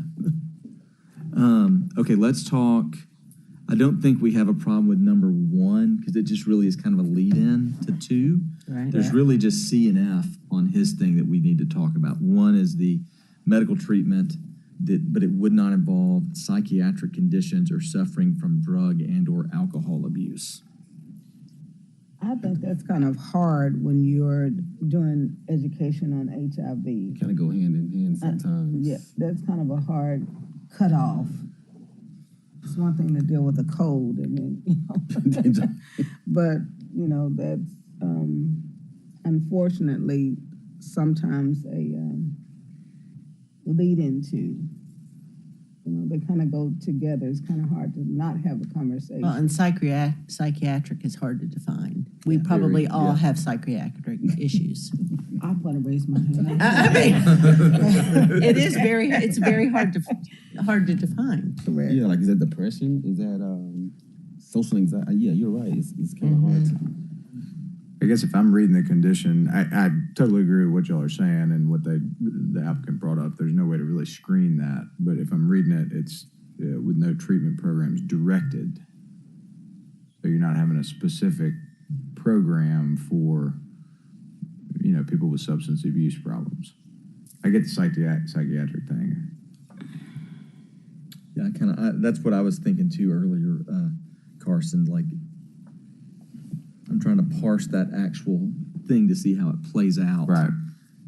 Sure, someone that could be coming in with HIV and have some psychiatric issues, but we're not going after psychiatric issues as the thing that you're treating for. It's not a specific program that you're offering. Yeah. You know. That's hard to define, though. So yeah, because that person who comes in and happens to do have both, how do you treat that person if there's not a program there that's appropriate or has the skill set to treat them? I guess it's the problem. And if you don't have a program that specifically deals with alcoholism or psychiatric conditions, how do you staff for that? How does someone treat those conditions if someone does meet those criteria who happens to be? Well, maybe they go somewhere else. Yeah, I guess that was I mean, you know, there's different, you know, different hospitals for different people. There's different, you know, I don't know that, you know, Lakeside does any HIV stuff. I'm not trying to, you know, you hate to limit doing good works. So and and I understand that, but no AA meetings or anything like that. I mean, that's what that's saying, correct? that's what I would think. Yeah, I think the key word we were just talking amongst ourselves down here is directed. So you're not advertising, you're not directed, but you are equipped to handle those people if they come on site. So you're more defining it as your targeted clientele in their terms of people with specifically psychiatric and or drug, alcohol. Yeah, I mean, I that's how.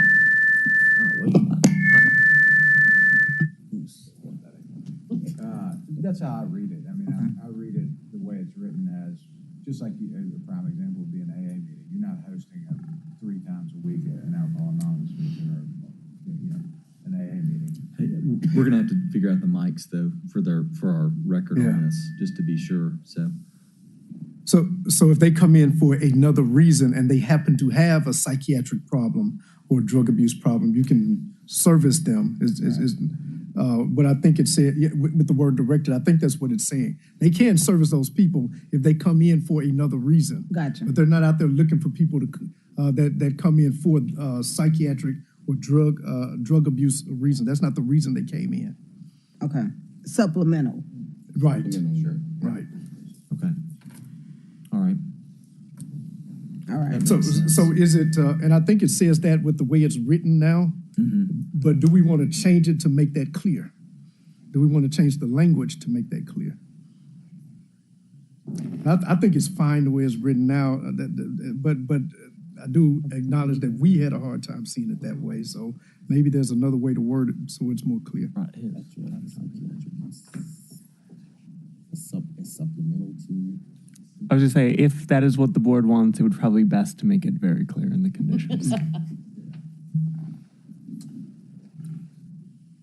mean, you would simply just say psychiatric conditions and alcohol abuse treatment shall be supplemental to a primary, whatever the primary. Or cannot be primary. Or cannot be the primary. Cannot be the primary. Treatment.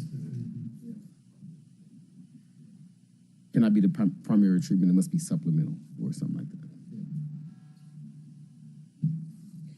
Wordplay. You want to say it again, Miss? One with psychiatric Chairwoman, problems. or Vice Chairwoman. Medical office treatment. No treatment programs. What if you just said primarily? Shall be those with psychiatric conditions or suffering from drug or alcohol abuse. Say it again. Sorry. No treatment programs directed to those with, oh, no, I changed it. That's just what it says. Yeah, directed. Start with the program. I mean, we could just say, medical clinical office treatment, except those programs, the primary purpose of which is directed to a psychiatric conditions. Primarily suffering from drug abuse, or drug alcohol abuse. So it's saying except call it listed as an exception, except those programs, the primary purpose of which is psychiatric conditions and drug or drug and alcohol abuse. Yeah. I need to hear it all as one sentence. I'm going to write something down. Okay. Hold on, I'm going to put it in my faithful notes. Yeah.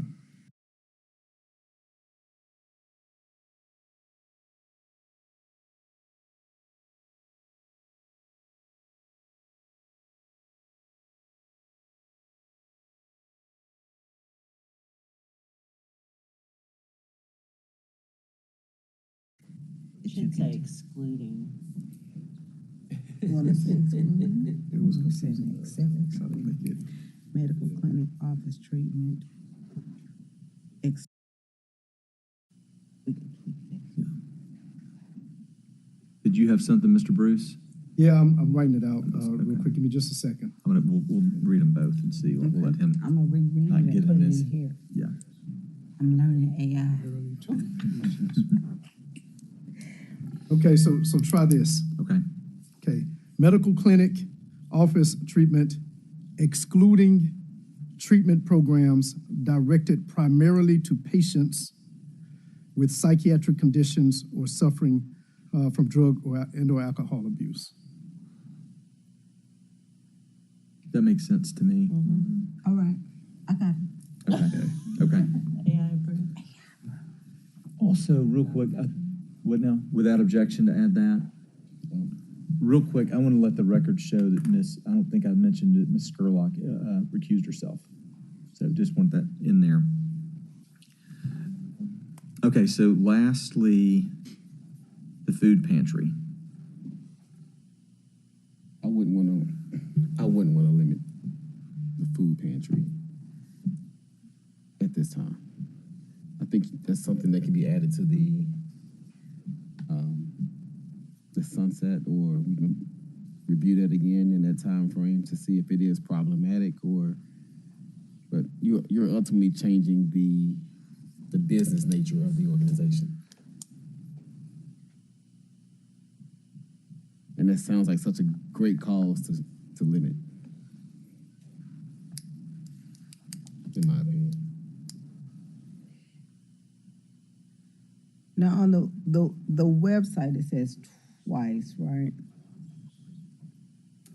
Or they can come twice. What if we changed it to twice? That's what they advertise. Yeah. And put at the end, no car lines allowed. Yeah, they don't do it that way, but that I know there's several places that like. I mean, I know the one at Park and Estate. That line backs up to the interstate on Thursday mornings. Like it's like crazy. I'd be fine with that. This condition doesn't really limit it. I was trying to find one. I thought I misheard. It doesn't say one on here. No. It just says food pantry, limited to the distribution of monthly food bags. It doesn't put a number on it. We're just going to coincide with what they advertise now. Well, I guess the point is, why is there even an objection to F if it doesn't? I think the attorney said Well, it would be if someone came in for 2 in a month, it would violate it.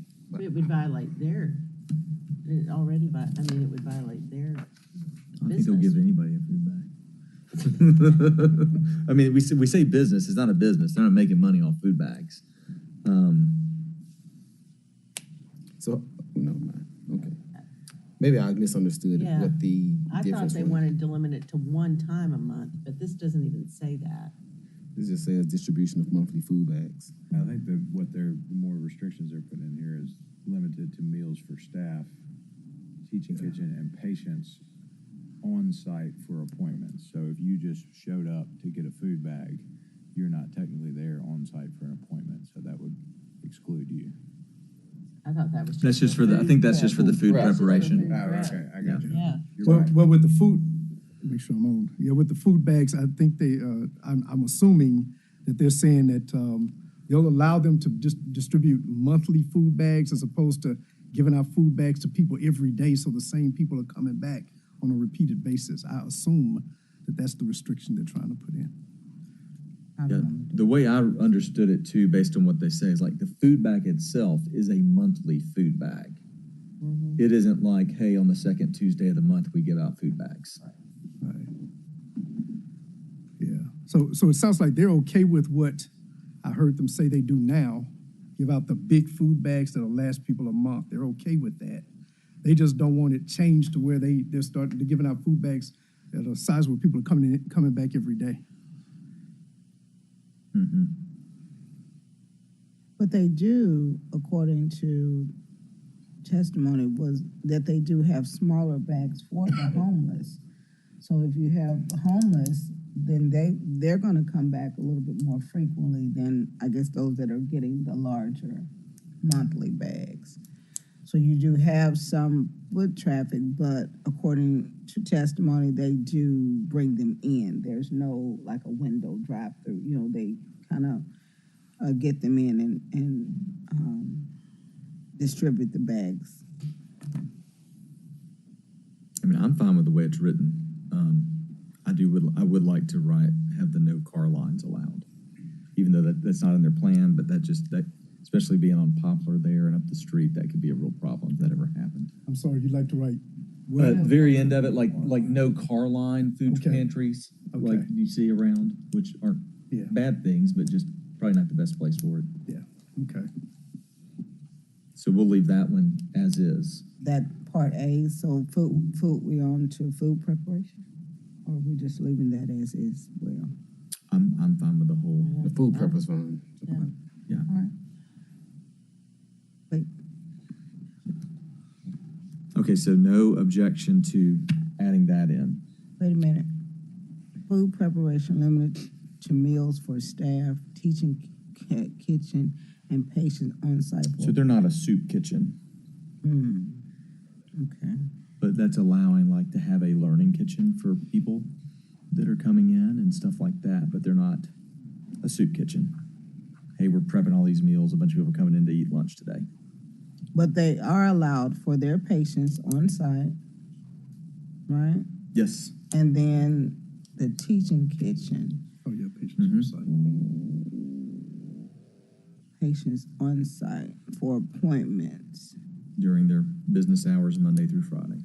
So the scenario of the homeless person that they bring in to maybe get a bag, are they allowed to serve them or no? I don't know. Because we have only teaching kitchen, patients on site for appointments, but we don't deal with. I mean, that's food prep that's different than a bag itself. That's like hot food kitchen.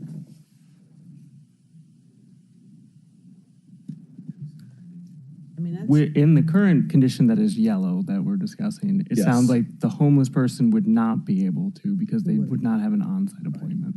Yeah, they're just someone that they got. For hot meal kitchen.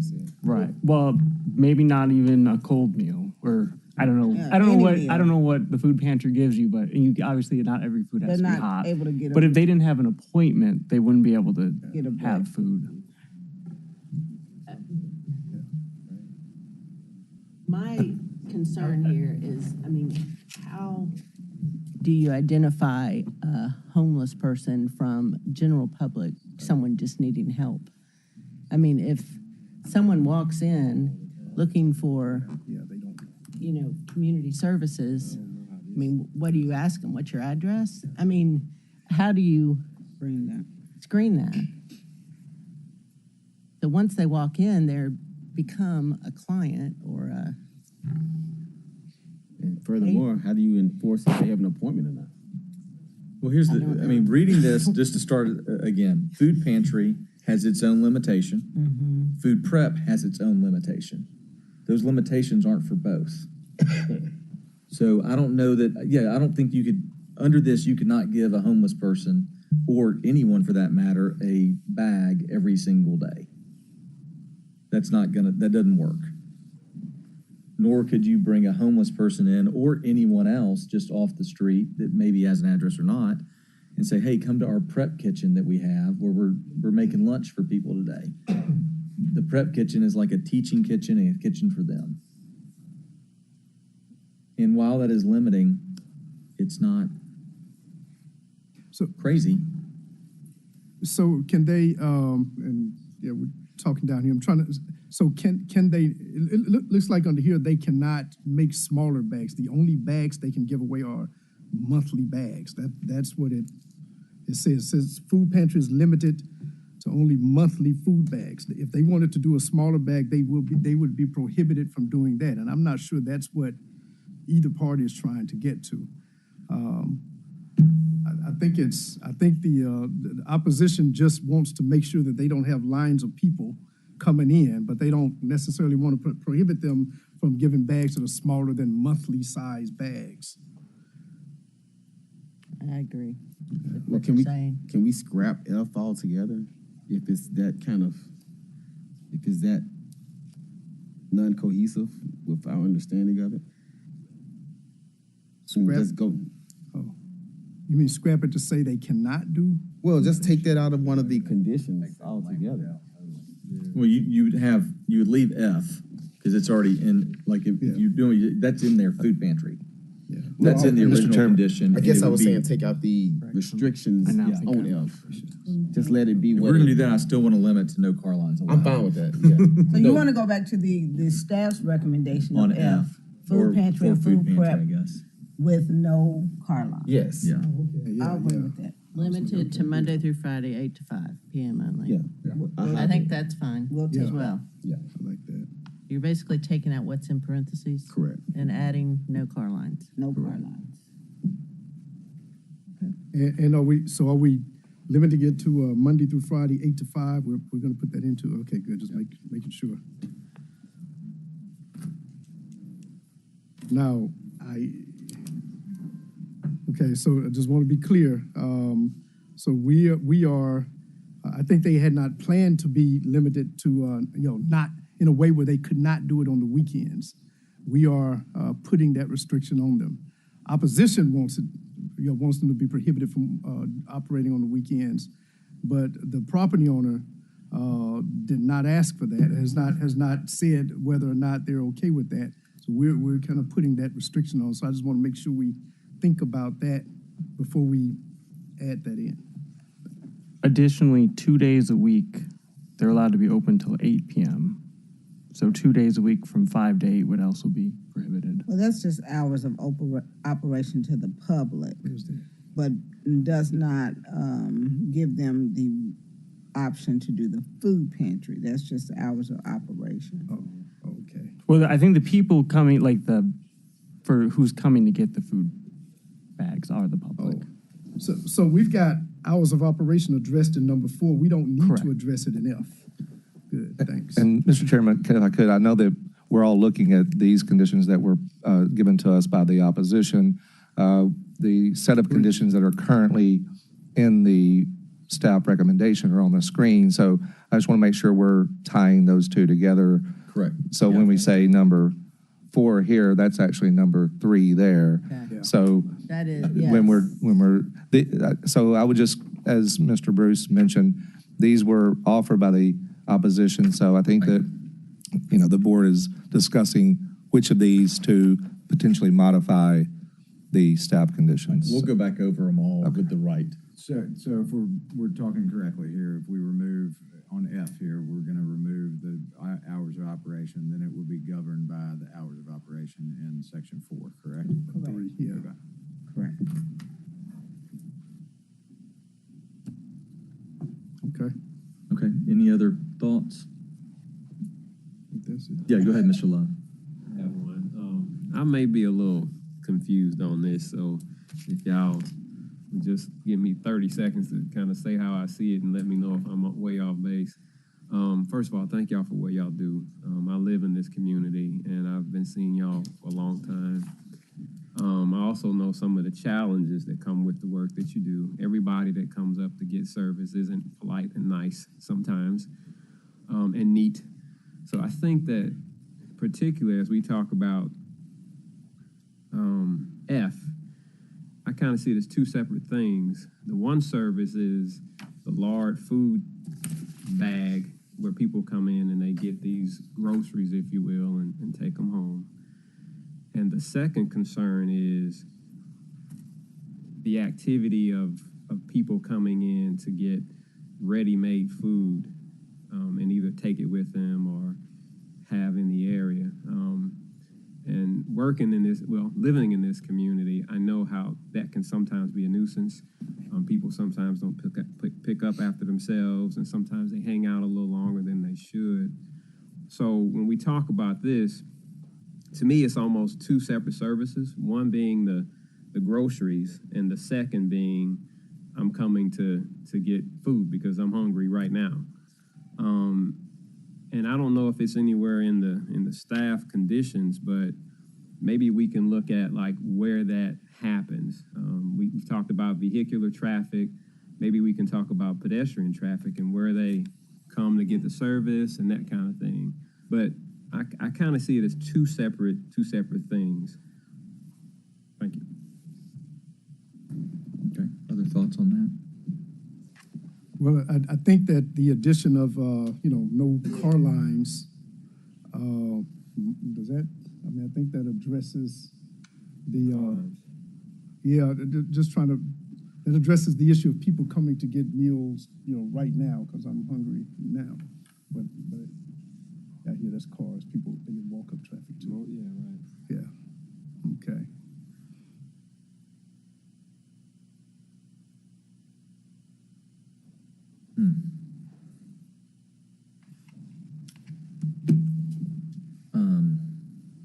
Let's see.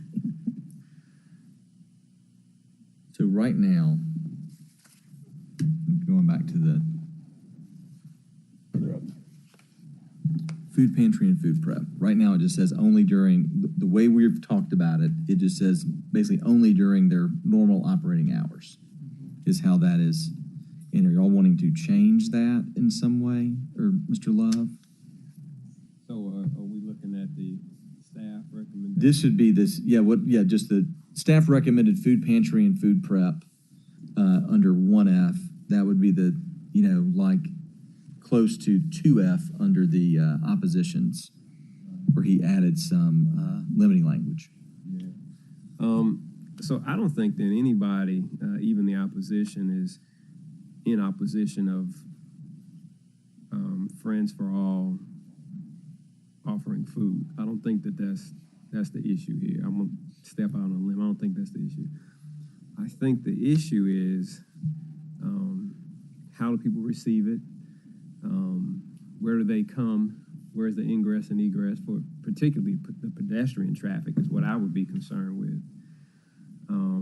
Where does that happen? Do they eat there? Is it outside? Is it in the park?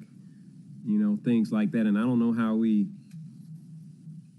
craft some language that addresses that.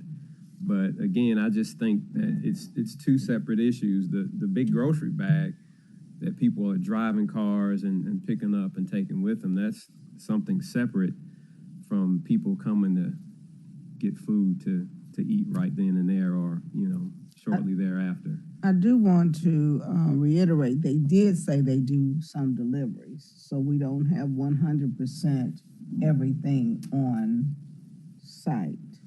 But I do hear you, it may be something that if they're eating, it definitely has to be in-house.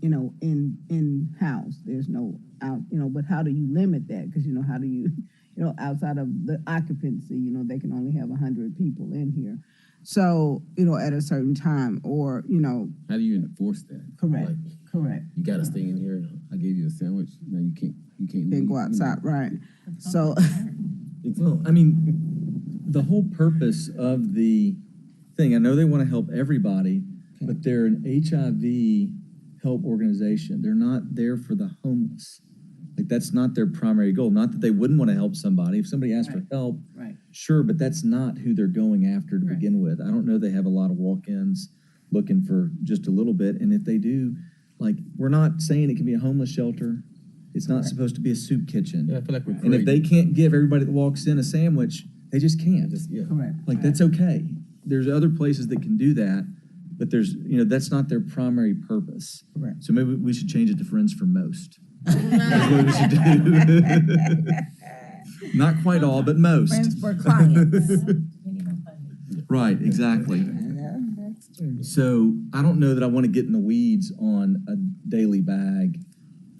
And if that they end up doing a lot of that and then ends up being a problem, we'll hear about it at some other point. In 3 years, we'll hear Or about before it. that. True. So where are we then on F? I mean, you talked about adding something about car lines. Is that the only addition we're making? That was the only ad to Only ad. avoid the car lines was the only Yeah. amendment to basically what F is. Okay, gotcha. Okay, so is there any other discussion on any of these? So for F, can we state what the final condition is and if there's F would be food pantry and food preparation, period. No car lines allowed. And that would be under without objection? Without objection. So yes, I think what we could probably do, since it might be easier to use the numbering on these, because I think that on the ones that were given, so I think without objection, what we've agreed to are this. One is adopted by what the opposition sent. That messes up our numbering down the line after that. 2C becomes, we have it written down, I believe. Medical clinic office treatment excluding treatment programs directed primarily to patients with psychiatric conditions or suffering alcohol and drug abuse. Okay. 2F becomes the food pantry and food preparation, no car lines allowed. 5, I think we're gonna just this variance has a sunset of 3 years. Yeah, so that'd be the 5 there instead of Right, and then we're R5. off. It's after 3 on this list. Okay, so it's, okay, gotcha. Yeah, So 'cause we've added a R4 1, becomes so we've moved all our numbering down. Okay, that makes sense. Yeah. Does that all make sense to everybody? Okay, any other discussion before we vote? Okay, can we give us a roll call, please? Mr. Bruce, Yes. Mr. Campbell, Yes. Ms. Scurlock. Oh, I keep recused, apologies. Mr. Love, Yes. Ms. Conrad, Yes. Yes. Vice Chair Savage Selden, Yes. Chair Rainey. Yes. Motion carries. Okay. Thank you all much for coming down. Appreciate everybody that was here for this. Mr. Secretary, would call our next case, please. Item number 6, BOA 2025-7 at 3470 Rockwood Avenue. Okay, is the applicant here? Mr. Bray, thank you. All right, and is there any opposition? Okay. Okay. Okay, is there any opposition to a motion for a 1-month hold? No, not at all. All right. Okay, so we got a movement, so. Move and second. I made everybody smile. So is there a move or second? And second. Second. All right.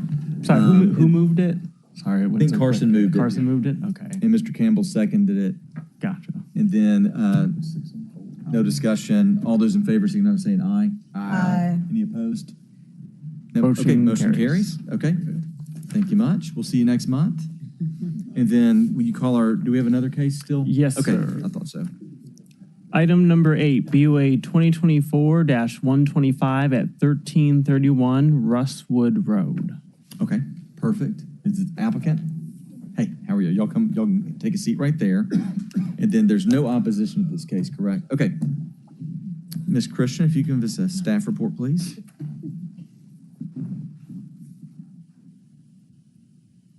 Chloe Christian with DPD presenting this case number BOA 2025-0125. The applicant is here with us today, and this property is located at 1331 Russwood Road. There are a couple variance requests included in this application, so I'll go through them very briefly, but we're mainly here to discuss requests 4 and 5. Here's a location map of the property. It's zoned residential single family 6, and it is located on a corner lot. There is a 30-foot platted setback that exists on this property, and the applicant has completed some unpermitted work, including an addition to the front porch of the home that slightly encroaches that front platted setback. There is also a concrete drive on Russwood Road that is about 12 feet over the maximum that's required by the UDC. Here is a photo of the enclosed carport that the applicant constructed that also encroaches into the side setback. This is the site plan that the applicant had prepared. I sort of highlight here all of the requests that are being considered today. So I will note that we've recommended approval of requests 1, 2, and 3 regarding the encroachments into the side yard setback, front setback, and the 2 accessory structures are 4.9 feet apart from each other. The code requires it to be 5 feet. So it's a minor encroachment that we are, willing to allow. However, the requests number 4 and 5 that are highlighted in orange regarding the driveway and front yard parking pad, it's about 28 feet wide. The code requires a 16-foot maximum. So I've gone over these.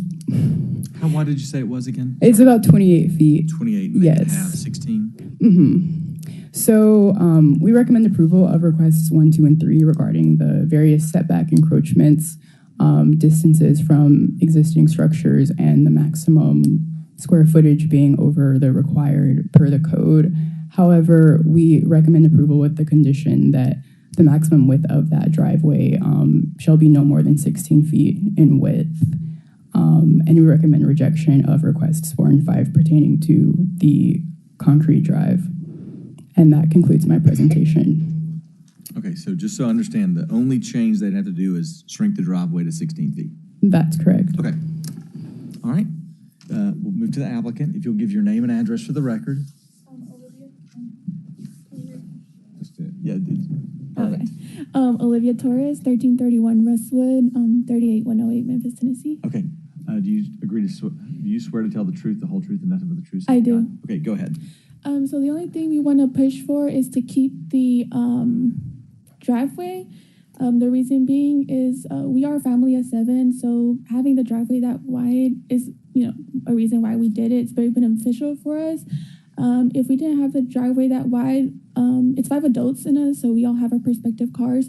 We'll have to park in the, street, and it is a very busy street, so it kind of it could be dangerous and, the cases of a busy street, but that's really why we're wanting to push to keep the driveway that wide. Everything else, I think that's pretty much it. Okay. Are there any questions for the applicant? Well, I was gonna ask why does one need a 28-foot driveway, but she just answered told it, us. so. Yeah. She just told us. Okay. Sorry, looking at a couple things.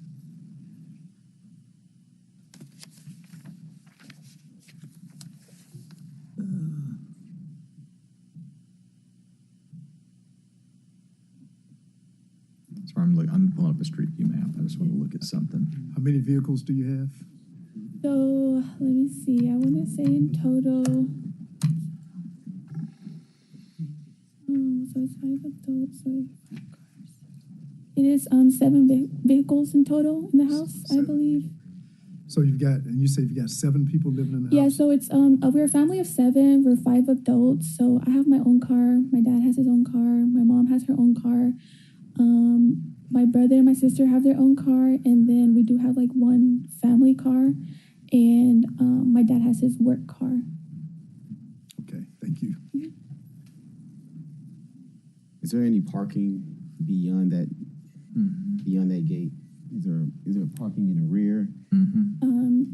When you Like a garage? in the back. Oh yes, there's my dad uses his work car, and one of his cars back there.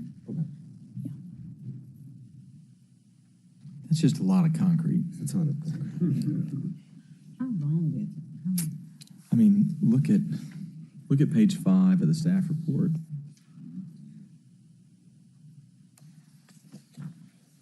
A good aerial of it, and you can see, you could almost squeeze 4 cars across. Here. Yeah, and even here, that whole thing. So, you could fit a bunch of cars. Even with 2 in that back, you can, if you want to be creative, you can get it all. You'll have to move cars if somebody's got to come in and out. But you also have a corner lot for street parking. I just want to cut all of this off. Mm-hmm. Yeah.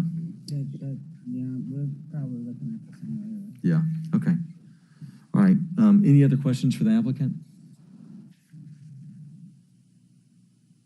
Okay. Thank you very much. And just no opposition, correct? Yeah, go ahead. I have one question. Thank you. If the driveway itself were narrowed to 16 feet, but the pad was wider, that would give you, it would lead into a wider pad. You could park your cars there and then just have to back out, but you would lose basically the driveway closest to the property line. So I don't know if this is north, up, or whatever. Maybe north. Yes. So, but if you're looking on here, if you were to just come over here and then widen out your Once you pass the fence? concrete. Or is that beyond the fence, or is that at? Beyond the fence. Is this the fence? Yeah, it's the fence. Mm-hmm. So widen it behind the fence, I think she's saying. Move the fence back if you wanted, but I don't know. I'm just trying to come up with a compromise that would Mr. Chairman, I have one question. Chloe, could you go to the aerial? Just wanted to see. Oh, this is for the applicant. Okay, well, we have an aerial on page 5, and it shows a truck in an area that's not concrete. Is that like gravel or? So it seems like there is a parking area additionally in the backyard. I'm just wondering what that truck is on. Oh, is it with the ladders on it? Yeah, I think it's the work truck. They were. You see, the there's truck like in the a truck backyard. park here, Yeah, that's a. or like a work vehicle, I think. Yeah, Oh, looks it's like a- not, it's like stones that we have, the like Gravel. I guess. Okay, so yeah. gravel, So, okay. yeah, he just puts it there. Thank you. Yeah. I thought that was a pergola. That's what you're saying now. Yeah. That's what you're saying now. I was like, I'm pretty sure that I think that's a truck. But if we did, but the driveway, we talked about getting to the back, like it would need to be, everything in front of that fence needs to be 16 feet based on what we're recommending, correct? Or what staff, the condition. Correct. Okay, so everything to the street side of the fence, they lose 12 feet there. Okay. All right, any other comments before we discuss? Okay, if we could get a motion to approve, well, let's do this. Do we need to switch these up or? No, we're gonna approve, we can approve everything with the conditions, correct? We don't have to split up any of the approvals necessarily, do we? I would, the cleaner way, I guess, would be voting on items 4 and 5 first. Okay. And then, because our condition is really with the approvals of 1, 2, and 3, just to give the clear direction. If 4 and 5 are rejected by the board. Is 4, let me ask you this. Is it considered a parking pad at all once it's 16 feet? No, we would not consider it in this. The way it would set up, because it would basically be a driveway going to the backyard where it maintains the same width. I just want to make sure I'm approving the right thing. Do we need to reject number 4? Yeah, And that, then we have the rejection of 4 and 5. They're basically tied together because that's related to the 16 feet is the width of the driveway. So if we reject 5, then 4 doesn't matter because it's if we approve 5, then 4 doesn't matter because it's too narrow to be a parking pad. Is that right? I suppose it'd be very confusing if you rejected 5 and approved 4. So we should reject 4 and 5. And then they're just back to code on the 16 feet. Is that accurate? Correct. So then if we reject 4 and 5, then we just approve 1, 2, and 3, and by default, the driveway becomes 16 feet. Right. Our condition is just for clarity of what we'd want the site plan to be updated. It would reflect basically the code. Okay. That makes, I follow you now. Okay, so let's first vote, get a motion to approve BOA 2024-125, and this is variances 4 and 5. So the front yard parking pad and to allow a driveway wider than 5 feet.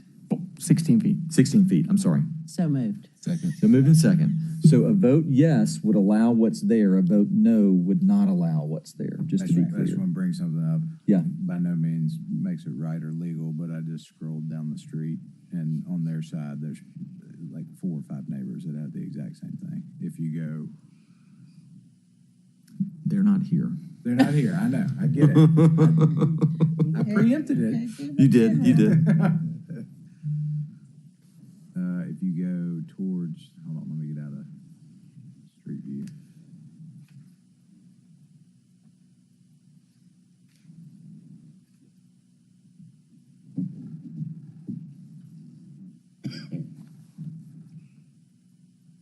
You going north? I'm going north, yeah. And look on the west side of the street, once you go past Riviera.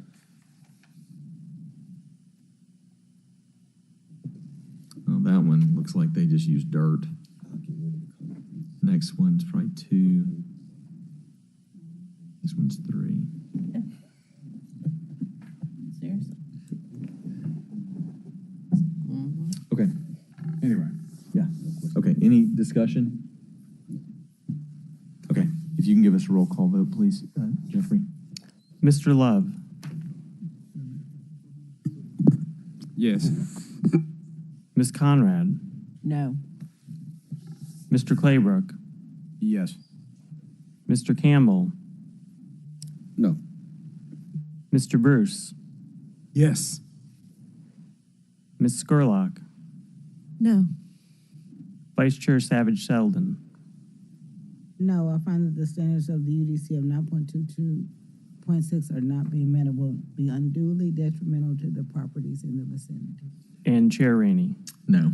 Motion fails. Motion fails. So let's see if we can get a motion to approve BOA 2024-125, items 1, 2, and 3 as conditioned by staff. So move. Second. Any discussion? Yeah, just real quick, Mr. Chairman, I thought that we were voting on 1 through 3, but we were voting on 4 and 5. 4 and 5. Okay. It failed. Okay. I'm agreeing with that. Okay. All right, any discussion on 1, 2, and 3? All right, if you'll give us a roll call vote, please. Mr. Bruce, Yes. Mr. Campbell, Yes. Mr. Claybrook, Yes. Mr. Conrad. Mrs. Conrad Sorry, says Ms. yes. Conrad, apologies. Mr. Love, Yes. Ms. Skurlock, Yes. Vice Chair Savage Sheldon. Yes, I find that the standard